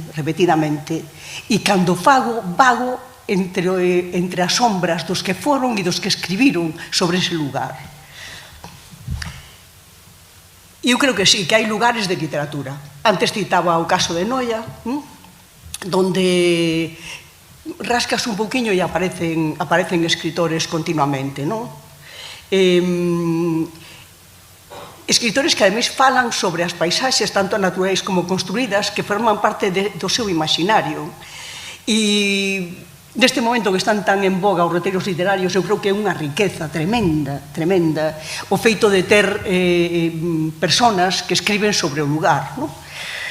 E, polo tanto, ímonos aproximar a Pobra como escenario literario. Eu xa vos digo que isto é un traballo en proceso, que non está todo, que non é moi extenso, é simplemente como unha cata, non? Para que a partir de aquí vayamos dicindo. O primeiro dos libros que eu atopei en galego, escrito en galego, é xustamente este de Antonio Paz Míguez, de 1911, chámase Da emigración, e o Concello o que hai que agradecer de novo ese esforzo, porque para achegar a cultura a xente, eu tamén me encontrei con esa sorpresa de que o Concello da Pobra tiña publicados bastantes libros neste sentido. Entonces hai unha edición xustamente deste libro Da emigración, feita polo Concello da Pobra, e unha edición que ademais está por aí Esperanza Mariño, e que ela fixo a introducción e que se lle agradece, non? Deste libro habería que decir xustamente que un dos personaxes, o do señor Francisco, representa un emigrante fracasado que é xustamente da mesma aldea do Concello da Pobra que é o autor. Polo tanto, estamos aí absolutamente situados. Outro libro, unha cousa que a mí tamén me chamou a atención foi a cantidad de xente da Pobra, escritores non hai escritoras, escritores que son emigrantes, é dicir, dentro do principio, cando eu revisaba os datos que achegaban, por exemplo, Pastor Rodríguez, non? Juan Pastor, nos seus libros sobre os escritores e escritoras do Barmanza ou da Pobra, atopábame con que había moitísimos que estiveron na emigración, non? É dicir, que hai como unha especie de galego americano, tanto xa dentro do principio nos que van a evangelizar, nos que emigran e tamén exiliar. Bueno, de Ramón María del Valle Inclán escribiu todo en castelán, pero a partir do momento en que a súa obra quedou libre de dereitos, sabedes que se empezaron a traducir obras, e esta obra, O meu bisavó, xustamente está situada na Pobra, está ambientada na Pobra. Aquí tamén hai que facer unha referencia ao Museo Valle Inclán da Pobra, que puxo en marcha esas arcas de Bradomín, que é unha colección pola que vai traducindo obras de Valle Inclán ao galego, non? Entonces, desta, vemos aí un fragmento, e leovos xustamente, é un fragmento onde presenta o seu bisavó, e que remata dicindo, bueno, aí aparece o final, non? Que amorosa evocación ten para min aquel tempo. Dourado é o teu nome, Santa María do Caramiñal. Dourada a túa igrexa con niños de anduriñas, douradas as túas pedras. Toda ti dourada, vila de señorío. E continuamos. Outra característica coa que tamén me atopei e me chamou moitísimo a atención é o dos libros bilingües. Eu non coñecía. Aquí aparecen moitos libros bilingües. Este é un deles. Este de Leonardo da Jandra está escrito. Ten uns capítulos pares e uns capítulos impares. Bueno, pois uns deles están escritos de tal forma que abres o libro e está en galego unha páxina e en castelán a outra. Sí? Os outros capítulos xa están en castelán, pero ten esa característica. O primeiro que habría que decir é que da Jandra é unha transcripción fonética de Agándara, que é a aldea paterna del na Pobra. E esta obra narrativa que aparece en México en 1995 aparece nunha edición bilingüe, xa vos decía, os capítulos pares nas dúas linguas e os capítulos impares nunha soa. Os capítulos pares, xustamente, son onde el conta a súa vida. É unha especie de autobiografía. Sí, bueno, non o autor, sino a obra de ficción, non? E no outro, nos capítulos impares, pretende facer unha épica transcendente da nosa ría a modo de retallos, recollendo aspectos, por exemplo, da prehistoria, dos druidas, de Pristiliano, do fillo do señor da Xunqueira, que se nos conta como escoita a historia do rei García de Galicia, bueno, todas estas cousas. Pero sempre, tanto nos impares como nos pares, aparecen personaxes da Pobra, vale? Aparece, por exemplo, tanto nun como noutro, aparece García Martí ou aparece Valle Inclán, aparece a Sonata de Outoño, etc.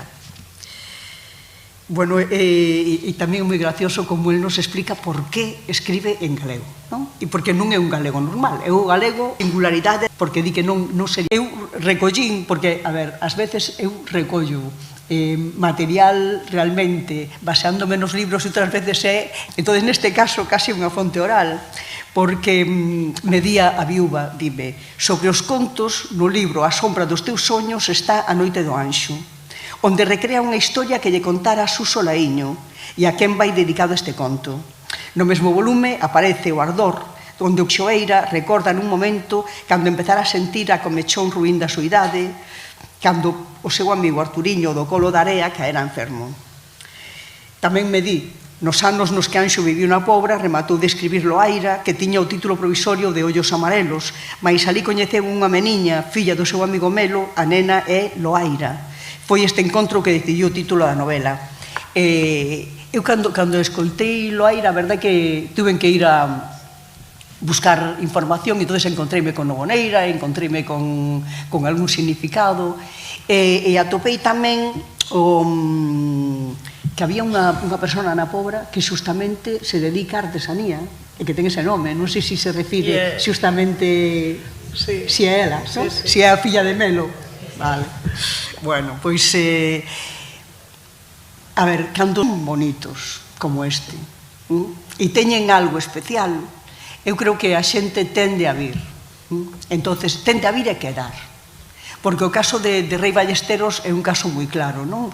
Está aquí non sei cantos anos, escribe aquí, publica mentras está aquí, e todo isto. E ademais implícase na cultura da zona, porque eu teño entendido, por exemplo, creo que o dicionario de escritores de Barbanza ou da Pobra, Llosa, non?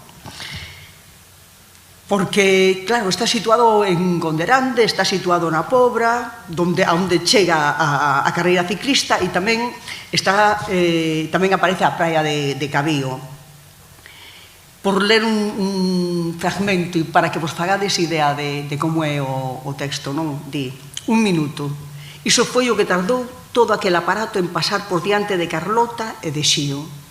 1 minuto e todo volveu quedar no run-run das conversas entrecruzadas de antes.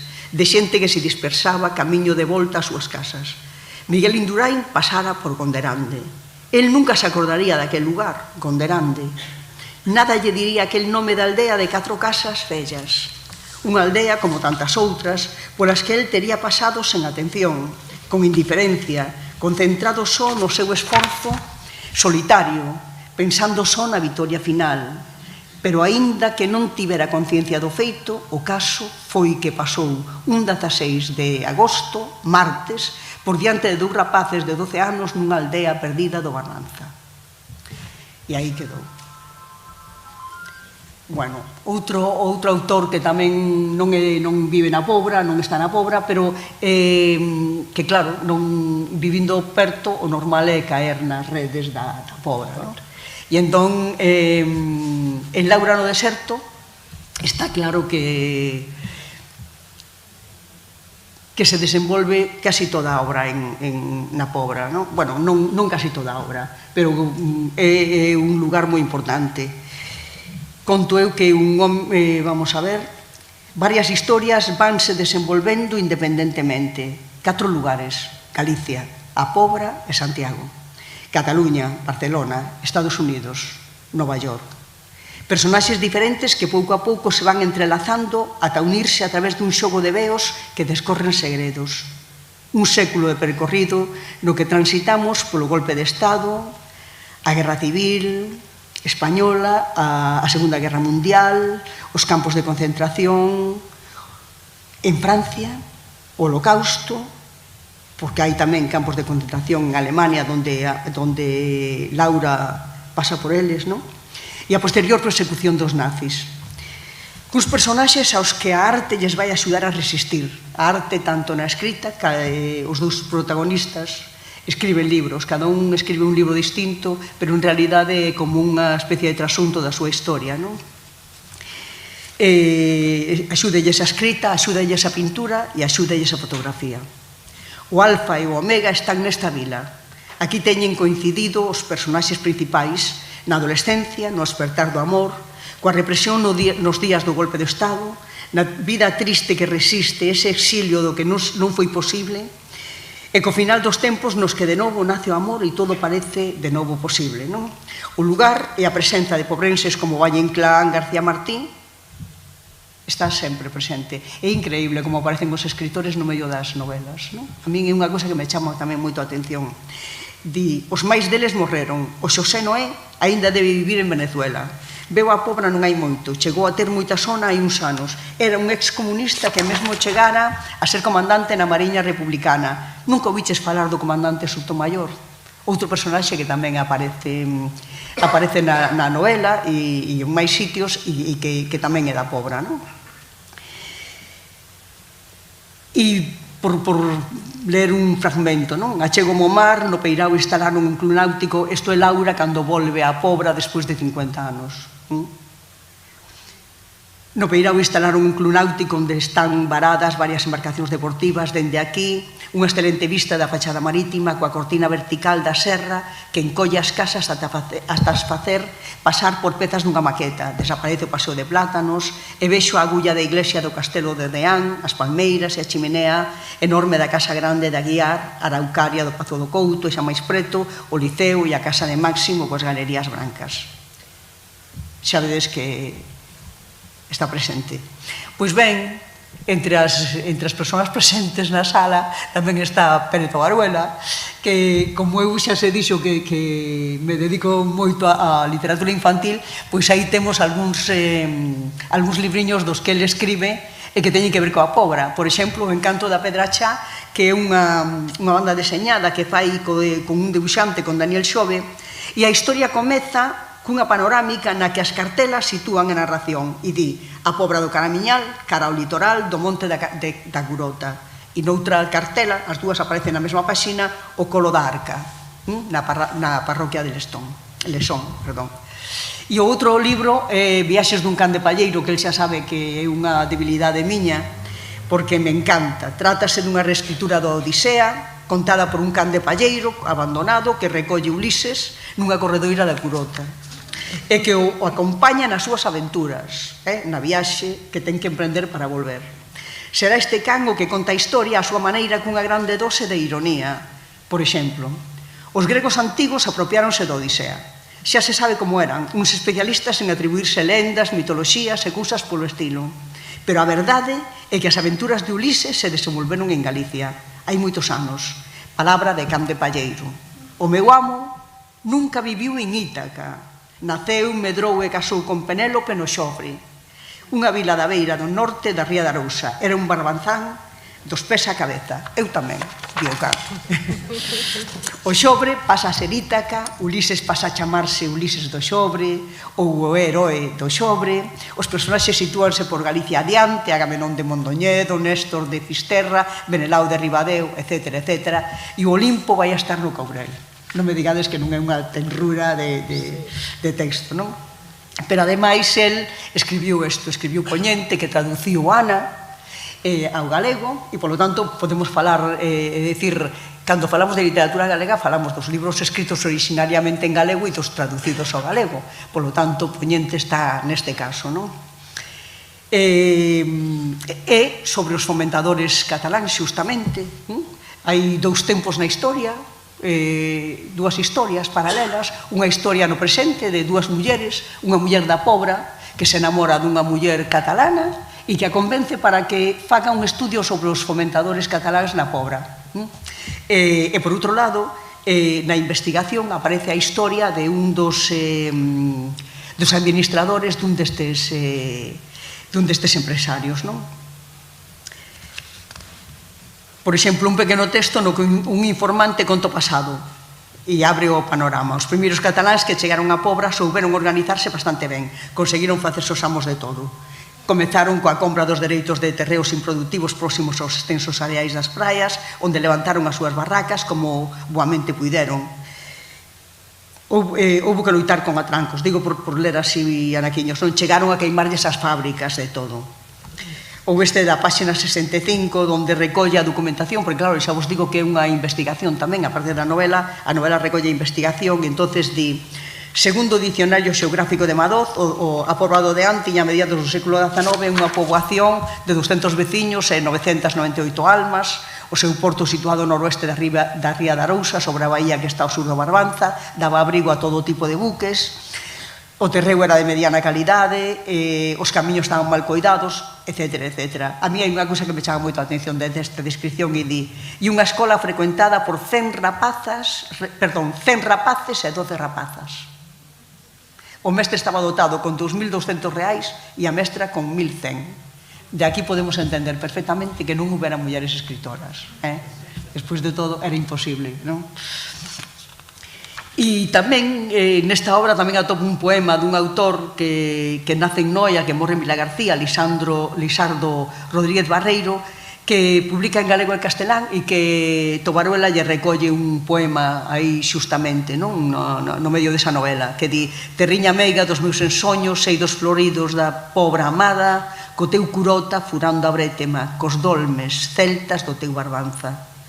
Ondos picoutos rachan as nubes, quirtas cumes ten coronadas, e onde os pinales co vento zoan calas eólicas sublimes arpas. Pois ben, continuamos, devo estar fora de tempo xa. Vamos ben. Vou correndo como unha tola, sinto. Vamos ben. Imos ben, sí? Bueno, pois outro dos autores que tamén os temos presente. E estamos con Nus. Vamos a ver. Bueno, Palmeira no, el pon a Pobra.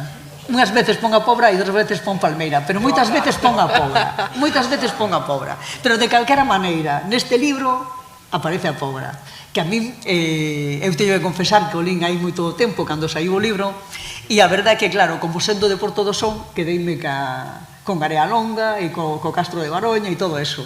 Pero agora, cando volvín a relelo, foi cando atopeime con que a Pobra estaba absolutamente aí, non?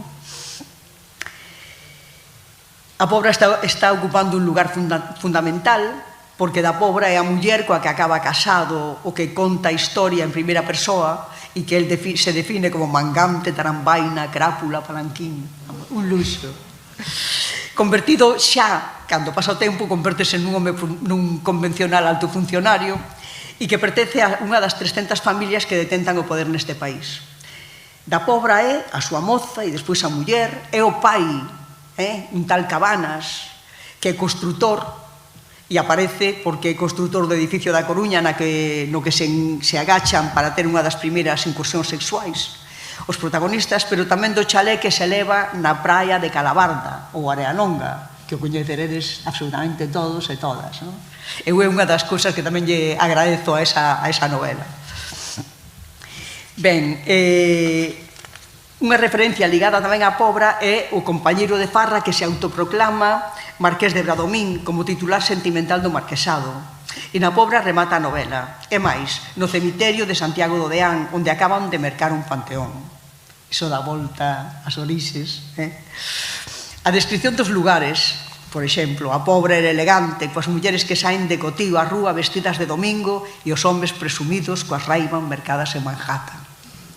Ou os bateiros abalaban no suave mar da ensenada, sopraba unha fresca brisa, o peirao de pedra entraba na ría coa súa peculiar descripción en forma de ece que as malas linguas atribuían a un deseño de agradar a Franco. A un desexo de agradar a Franco. A marea alta, la envía ao dique, etcétera, etcétera, etcétera.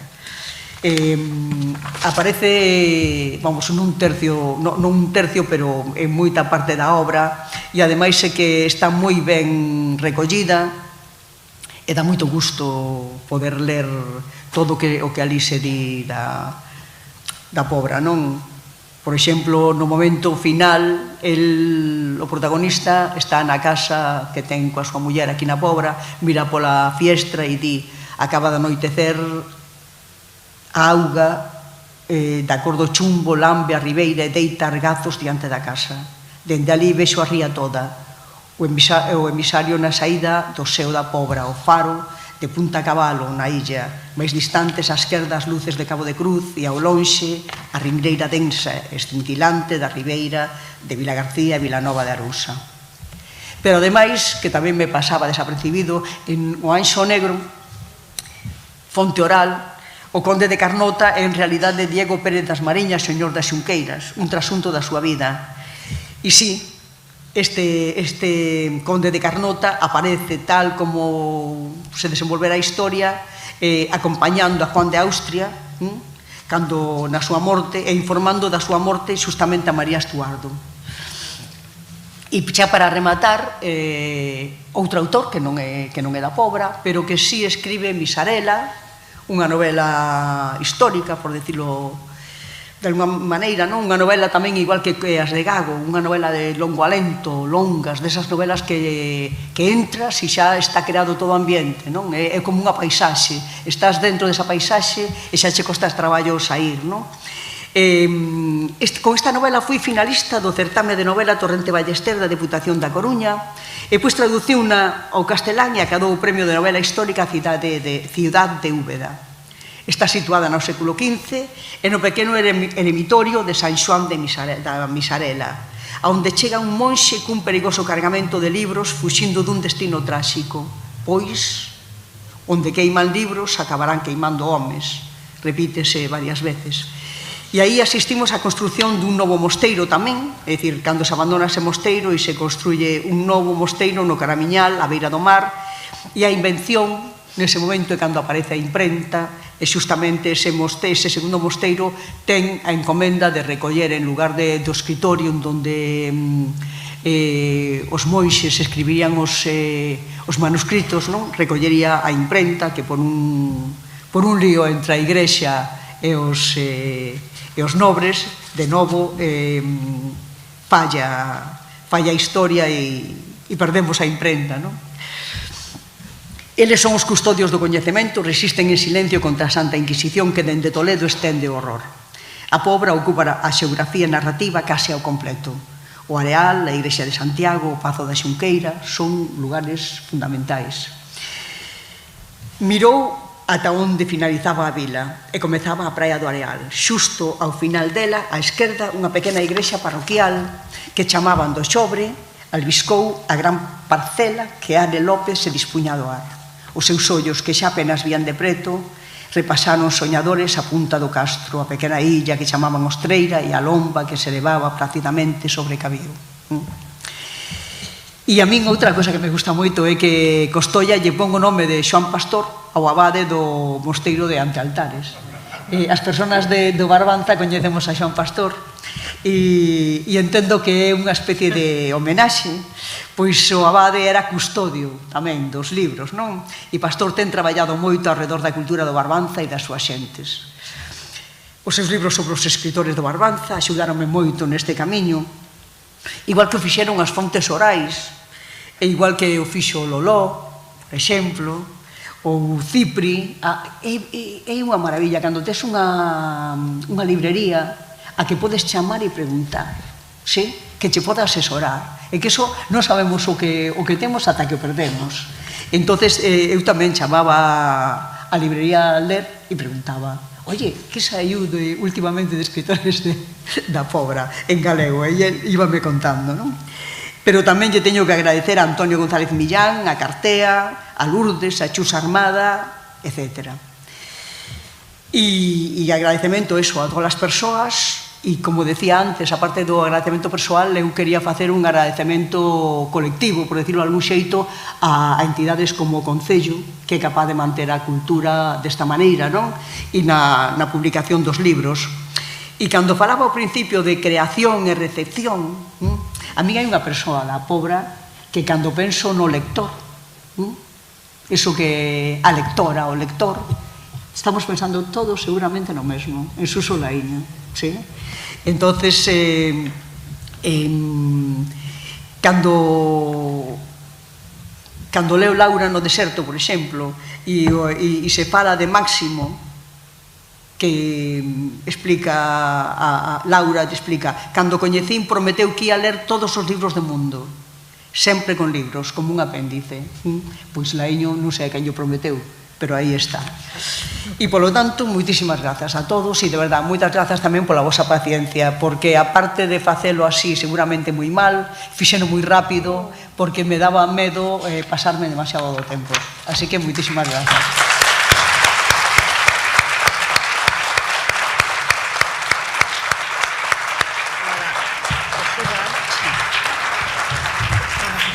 Para as preguntas estuvo genial. Genial. Sí, me encantó.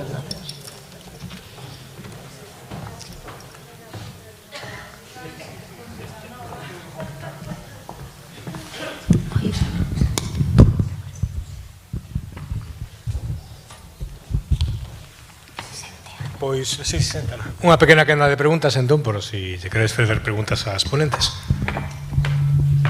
Preguntas fáciles, Sí que a estas horas xa non dá a cabeza para moito.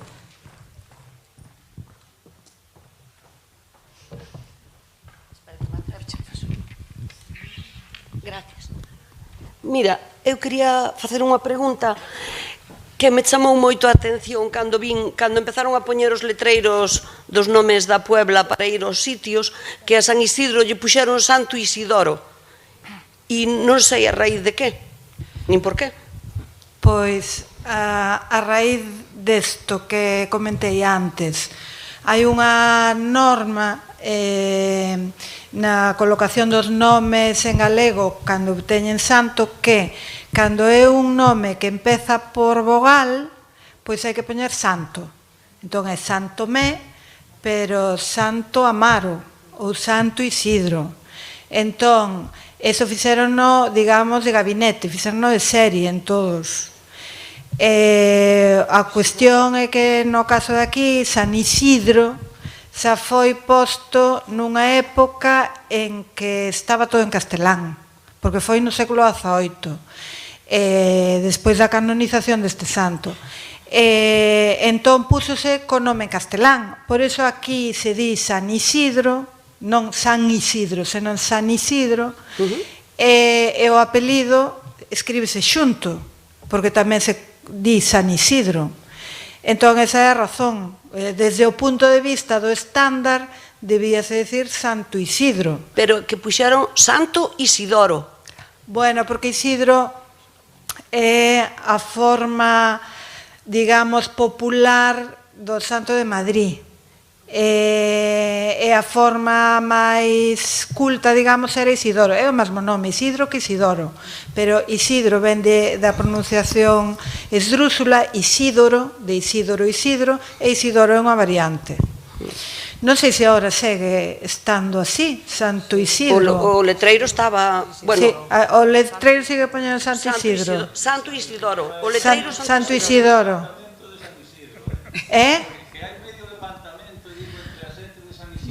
Vale, pois hai unha cousa, cando non se sabe moi ben por que se escolle unha forma, ou se hai algunha forma que estea mal e que pois haxa que corrixir, o que hai que facer é poñerle un correo electrónico á Academia Galega e explicarlle. Aquí está mal recollido. Na Academia Galega hai unha sección que se chama Seminario de Onomástica, onde estudamos estas reclamacións da xente, investigamos sobre elas e se hai que facelo, rectifícase. Despois o malo é que a Xunta ten que aprobalo e aí xa é comprar outro. Ao mellor tarda, porque ao mellor a toponimia non lle interesa moito. Pero ese é o procedimento, Vale, gracias. Así que a cidadanía está convidada a participar tamén na cuestión da estandarización dos nomes, porque a cidadanía é o que ten que dicir, porque é a que sabe como se chaman os sitios. Espera un momentinho, porque que se poñan o micro polo streaming, para que escoiten desde o streaming. Eu era para abrouxar aquí ao granaino. Boa tarde. Outro día alguén me dixo que o apelido Ouxo procedía precisamente daqui do lugar de Ouxo, dos Casás. Hai algo de certo en eso? Sí, de feito está, puseno aquí o apelido Ouxo, que saía a orixe etimolóxica. Ai, amigo. É que os nomes, eu creo que debe ser unha forma prerromana, é dicir, anterior ao latín, o cal significa que é moi antigo e que vai ser moi difícil saber cal era o seu significado. Pero aquí polo Barbanza temos bastantes topónimos e apelidos prerromanos, co cal quere dicir que os nomes perviviron durante miles de anos e continúan agora nos nosos apelidos. Pero o topónimo é Ouxo, e Ouxo debía ser tamén a forma do apelido.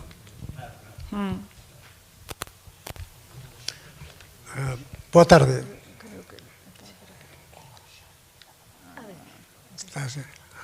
Sí, perdón. Solo para unha curiosidade. A mí me gusta moito ler os apelidos e cando vou aos enterros vou polos nichos vendo apelidos. Eu tamén o fajo, eu tamén. Vejo que aquí nos dous pueblos en San Isidro hai millóns de apelidos todos galegos, toda variedade de apelido galego hai nunha pobla. En cambio, Palmeira, a 4 kilómetros, e só hai Mariño e Olveira, e pode haber algo máis. Entón, outros son Fernández, González. Se debe a algo isto? Pois débese a isto, precisamente. Eu tamén fajo, vou moito polos cementerios, non por necrofilia, sino para ver os apelidos, porque nos dá moita información. Bueno, eu non, eu cando viaxo vou moito polos cementerios. Efectivamente, podemos ver cal é os nomes máis frecuentes dunha zona indo polo cementerio, porque é por esta razón, porque os apelidos toponímicos son os que refliten máis fielmente o sitio de un ben, porque os patronímicos son polixenéticos. Nos decimos que son polixenéticos os que nacen en moitos sitios. Os apelidos de residencia tamén son polixenéticos, é dicir, Castro pode nacer en 1000 sitios, Outeiro tamén, pero Ouxo non. Ouxo seguramente é un únicum que solamente hace un en Galicia, entonces todas as persoas que teñen o apelido Ouxo veñen remotamente dese sitio, ainda que se vivan en Barcelona ou en París, da igual. Entón, estes apelidos, os que son de nomes de sitios diferenciados, son os que mellor nos valen para localizar non só de onde é a persoa, sino de onde veñen os devanceiros da persoa. Ouxo está aquí, Bueno, eu intentei localizar máis ou menos dentro do concello o sitio, non? E todos os outros están aí, é dicir, as persoas que teñen estes apelidos, os seus devanceiros viñeron remotamente destes sitios. Eu apelídome Boullón, e Boullón non é do Barbanza, pero é de cerca, que é do concello de Rois, dunha parroquia que se chama San Miguel de Boullón. Nalgún momento na miña familia non hai xa recordo deso, pero vimos finalmente dali. E isto igual, é a mellor maneira de saber de onde veñen os nosos devanceiros. E de Palmeira, que preguntaba... Cal de Palmeira? No, de... Que en Palmeira di que en Palmeira hai os apelidos son todos Fernández, Domínguez, todo eso, non? Eso non é castelán, Fernández é galego tamén. Eses son os apelidos patronímicos dos que falaba antes. Eses apelidos non son casteláns, nin Fernández, nin González, nin nada. Todos eses son do norte da Península Ibérica. Formáronse no século IX, X, XI, XII... Digo no norte porque na mitade sur da Península Ibérica falábase en árabe e entonces nada que ver co que nos facíamos. Pero temos testemunhas da documentación desde en Galicia do século VIII. Temos testemunhas. E os apelidos patronímicos formáronse aquí. É dicir, os Fernández de aquí non veñen de fora. Son de alguén que tivo un devanceiro que se chamaba Fernando. E González, que se chamaba Gonzalo, e así sucesivamente. Pero para nada son casteláns. Sí, pero refírese a que hai poucos toponímicos. En Palmeira? Di que sí. En Palmeira? Sí. No cemiterio de Palmeira.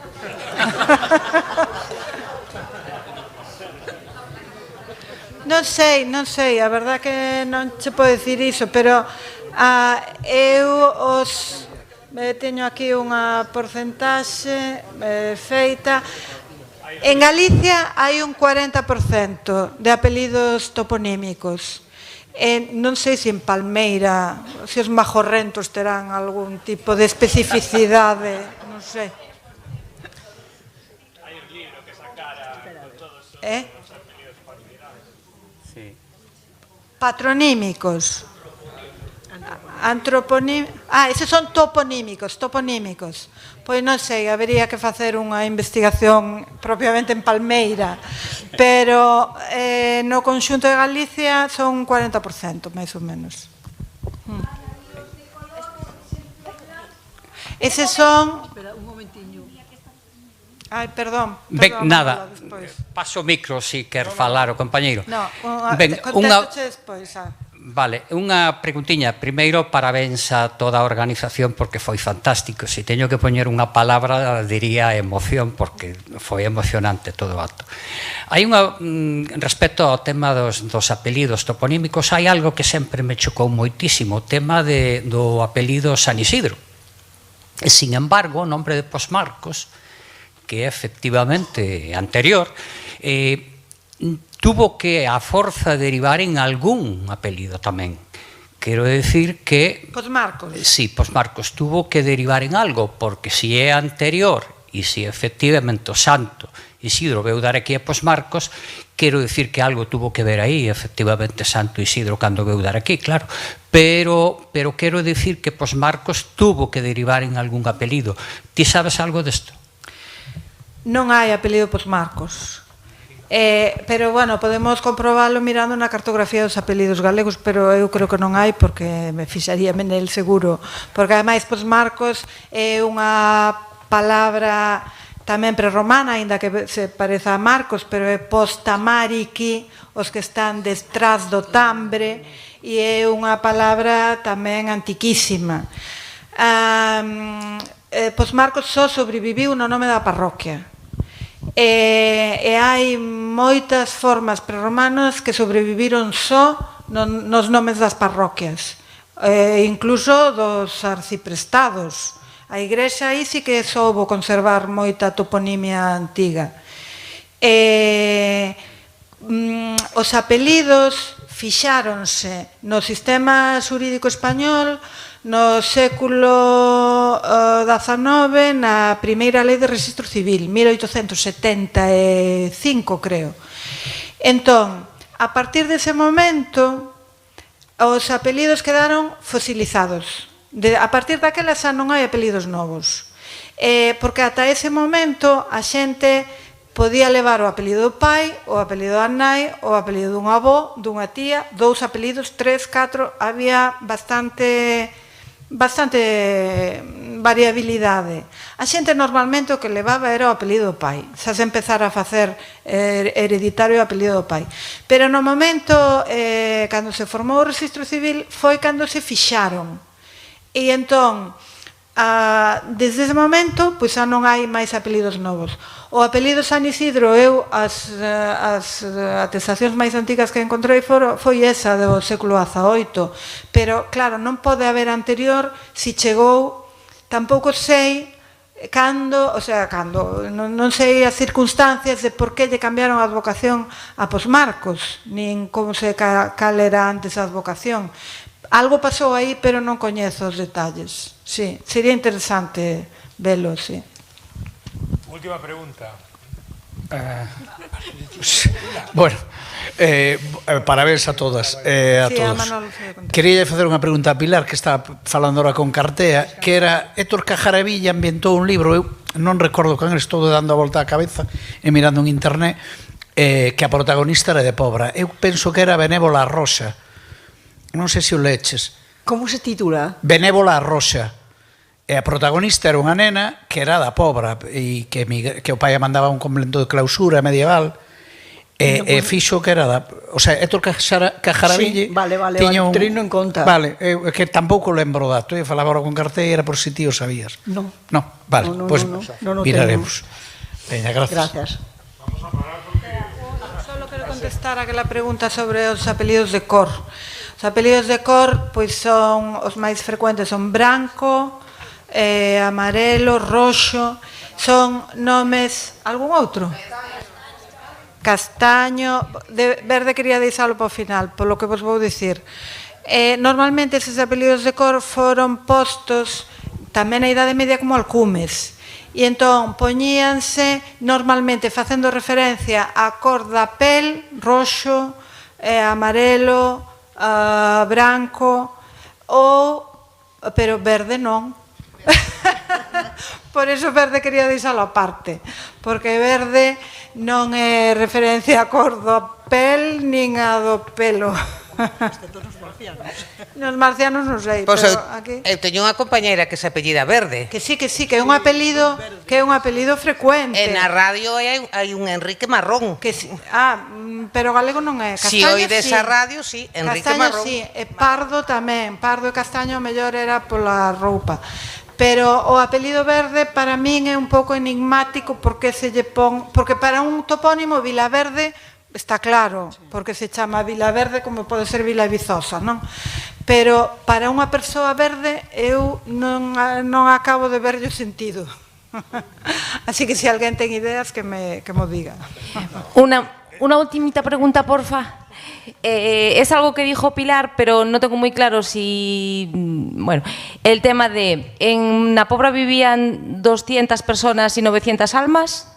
¿De qué va? Das almas das persoas. Sí, no, era unha cousa extraña, verdad? É que estou vendo o dicionario de Madoz. Ai, bueno, perdón, Pilar. Sí. Dío. 250 veciños e 998 almas. É que os veciños eran os cabezas de familia e as almas, as casas, e as almas eran todas as persoas que vivían en cada casa.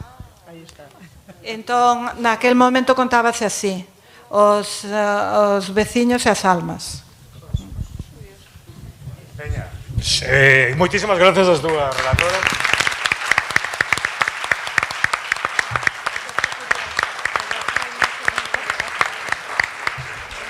Antes de rematar, voulle pedir ao señor alcalde e a señora concelleira que suban a despedir a clausurar as jornadas e, de paso, imos vos dar o programa deste ano, que vos quede recordo que ten unha imaxe que creo que vos vai gustar e que vamos a ensinar, se a teño na man, porque non sei onde están.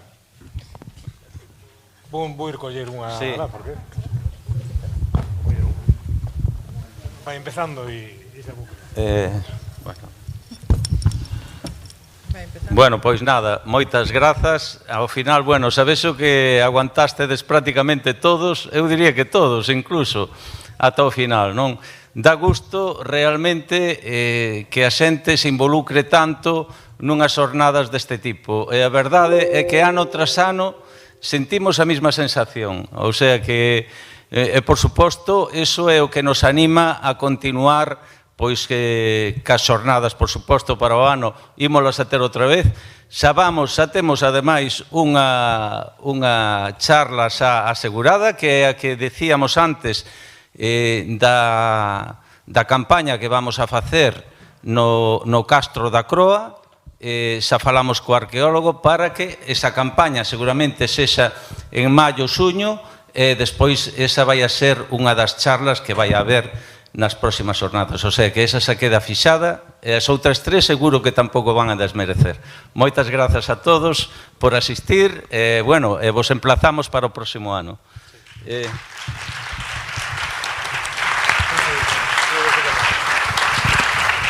Nada, xa está todo dito, creo, eso, moitísimas grazas e os ponentes, foron unhas conferencias super interesantes, creo que aprendemos moitísimas cousas e a verdade é que se fixo super ameno e pasou a tarde voando. Nada, xa dixo o alcalde que outro día xa estamos falando sobre as xornadas do ano que ven e creo que tamén van a estar moi ben e vos esperamos a todos e a todas. E mañán nos vemos na visita. Non sei se Lolo vai a explicar algo máis, que xa dixo do autobús e todo eso.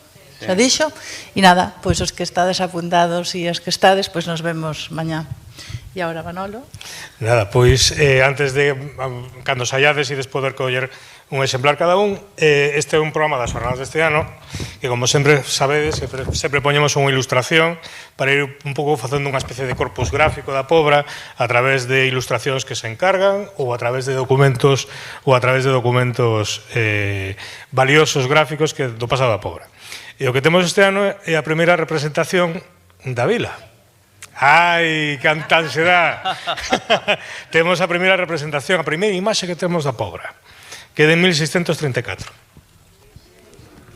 É o Atlas do Rei Planeta, que elaborou o cartógrafo, cosmógrafo portugués Pedro Teixeira, para o rei, por eso o rei Felipe IV, se non me equivoco, en 1634. É un mapa da Ría da Arousa, precioso, moi detallado, no que a Pobra, como porto de referencia da banda norte da ría, ocupa un lugar destacado. Aparece no Barbanza, aparece cousas moi interesantes, a Atalaya de Corrubedo, que aparece ali, que é a atalaya vinculada ao control marítimo organizado desde a Capitanía Xeral do Reino de Galicia en ese momento. Aparece a enigmática e misteriosa aldea de Paredes, que estaba ao lado da Lago de Carragal e que hoxe en día está desaparecida, pero que aparece na documentación hasta o século XVIII, non sei se casi hasta fines do XVIII hoxe en día non existe. Ainda que quedou unha memoria dos veciños dali de Vilar, non? E de toda un pouco esta zona. Aparece Santa Euxía, que non se chamaba Ribeira, é dicir, como le chama como os nosos avós, se chamaban Santa Uxía, non? É dicir, era o nome, aparece Couso, e despois Palmeira non aparece, isto me parece un gravísimo, pareceme gravísimo, pero por algún motivo é moi raro, porque daquela era un porto importante. E despois aparece a Pobra, que logo veredes, aparece moi bonita, aparece con barcos de pesca, pero aparece tamén con galeóns, indicando que se trataba dun espacio comercial. En ela, moi destacada, o Mosteiro de San Francisco, na punta, como referente no mar. Aparece o Caramiñal moito máis grande que o castelo, o cal tamén un pouco ofensivo, teño que dicir, desde a miña perspectiva. Aparece un río que divide a proba, que lle chaman aquí, chamanlle a proba, do Caramiñal, que lle chaman o Caramiñal todo xunto, a proba e o Caramiñal todo xunto. E despois aparece o río de San Amaro, que debe ser o río Pedras. Pero daquela, por aquí aparece misteriosamente o río San Amaro. E nada, é a primeira representación gráfica, polo menos ata agora, que eu coñeza, habería que rastrear ben en Simancas, porque o rei Felipe II encargou unha serie de mapas da costa galega, sobre todo de localidades, digamos, no contexto da guerra con Inglaterra, e ao mellor aí hai algo, pero non o sei, pero ata agora que saibamos, o mapa máis antigo, a representación máis antiga que temos da Pobra. É preciosa, así que aí afora teñen ustedes para que poidan coller.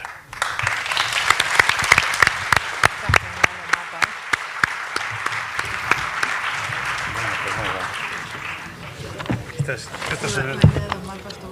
Está moi bueno. Leva un Mario.